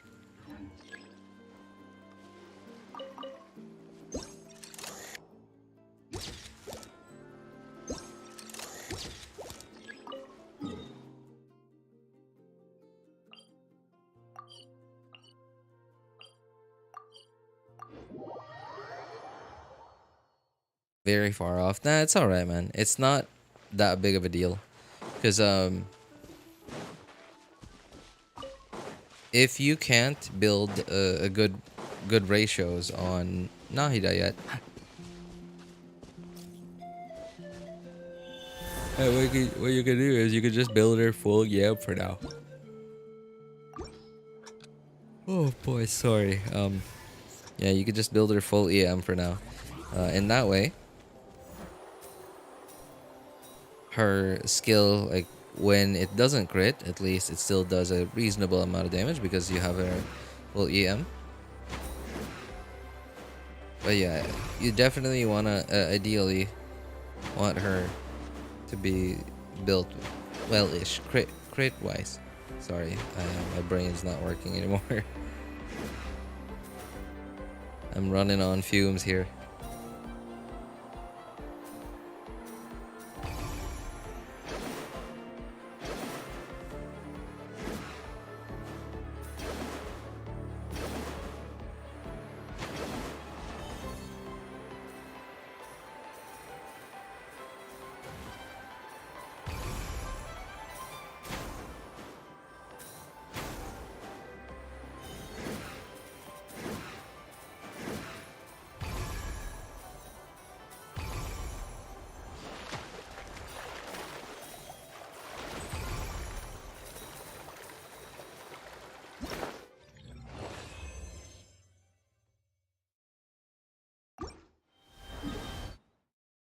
Oh, you're not a sack frag. I think.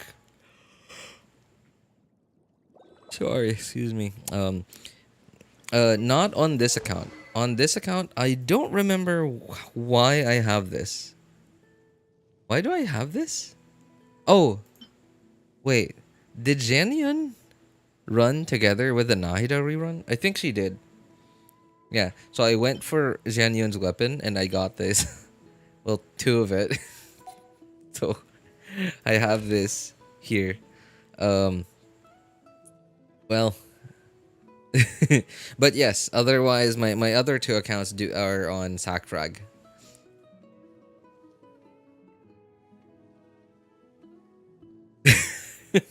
If only I could give it away, man.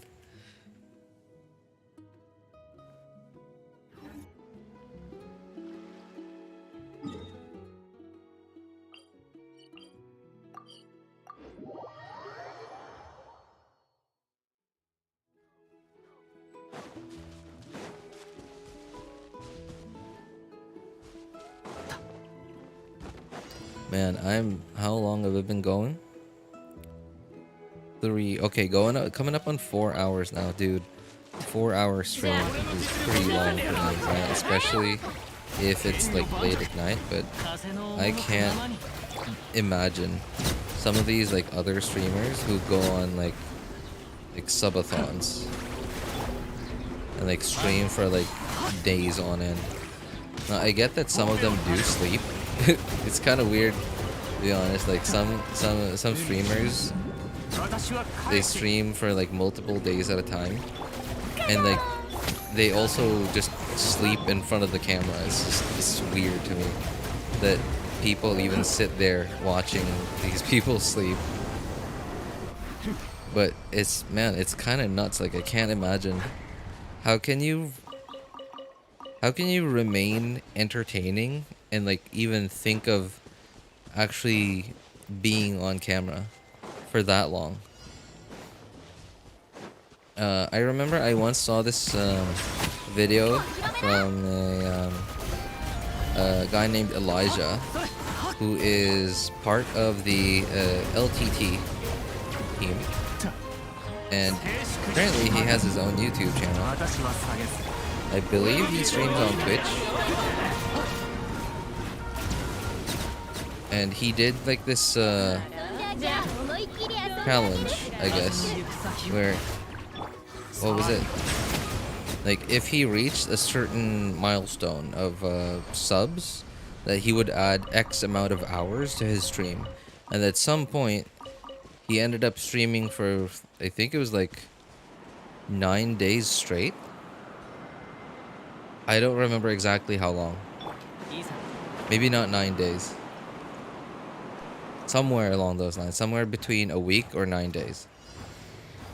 And he didn't... And it wasn't even like a super high like goal. Because he's on the smaller side on Twitch, he wasn't expecting to reach those goals even. Like he was just joking. But when he reached those goals, like the number of hours that he added were not even like, they were not calculated, because he really was not expecting to reach them.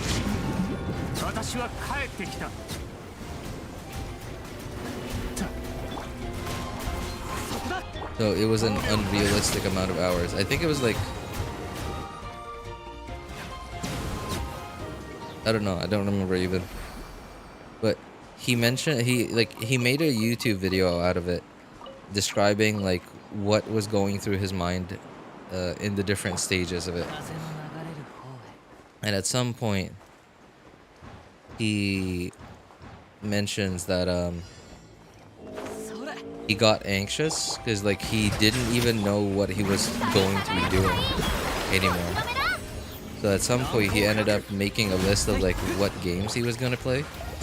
And he just ended up playing like so many different games.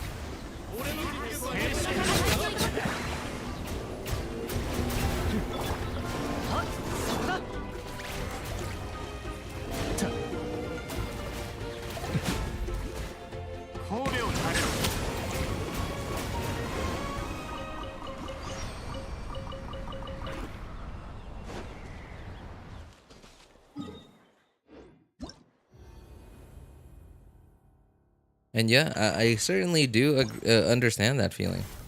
Like, what if you unconsciously do something weird while you're asleep? Yeah, right? Right, that is something something that I have thought about. Like, some of these streamers, like, they stream themselves sleeping. Like, what if they... I don't know, like, what if they, like, they open their pants or something, right? Or, like it slips or something, right? Like, I don't know. I feel like it's so risky doing something like that.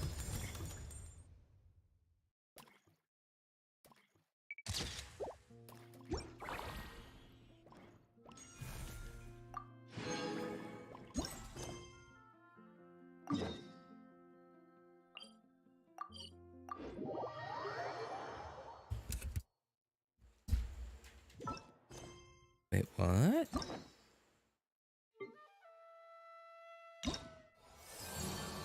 What? Why haven't I done... What have I been doing? Why haven't I done these yet?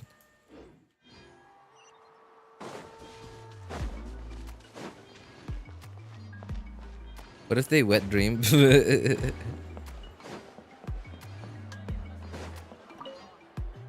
It's gonna make for a very uncomfortable conversation with the Twitch team when you explain what you were doing.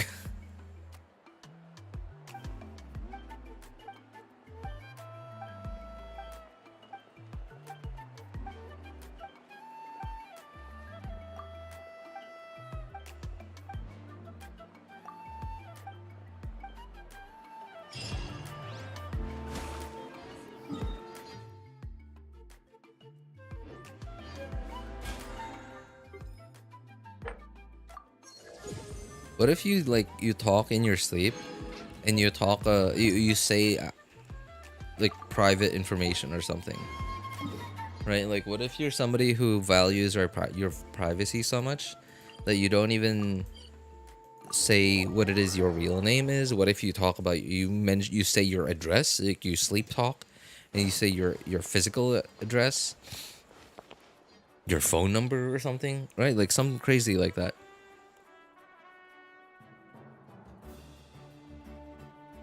I don't know.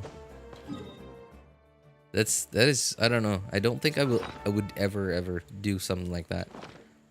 Like I don't know. Maybe if somebody maybe if somebody sponsored a stream, like let me think how long. Maybe a 24-hour stream, or maybe I might even do like a 48-hour stream.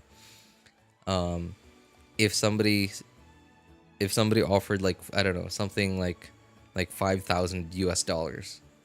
Yeah, that's like life-changing money in the Philippines. And now I don't think I would turn on my webcam. I might just have like a I don't know, like some sort of screen. Like yeah, some sort of screen on, but because I'm not somebody that opens a webcam to stream, yeah, I guess it's not really an issue for me, and I wouldn't even think of opening my webcam just to like, you know, point at myself while I'm sleeping. Okay, he's asleep. Let's recite his personal info so all these people can dox him. メルジームはフォンテーヌが誇る美しき生命体だ。彼女らとは良い関係を築くといい。決して傷つけたりしないように。 Man, I still have so much stuff to do. The tribal quests, and not to mention the Imaginarium Theater just reset. Man, okay. Lot of stuff to do. Now, I do have time. Still have time. I have 16 days left, the first half, after which I will have another 21 days to do all of this. Yeah, I think I'm doing okay.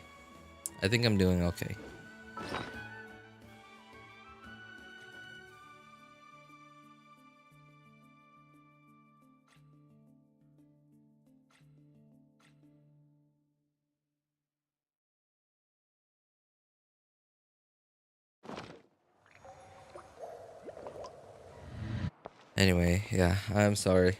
That's gonna be it for me for today. It's getting real late.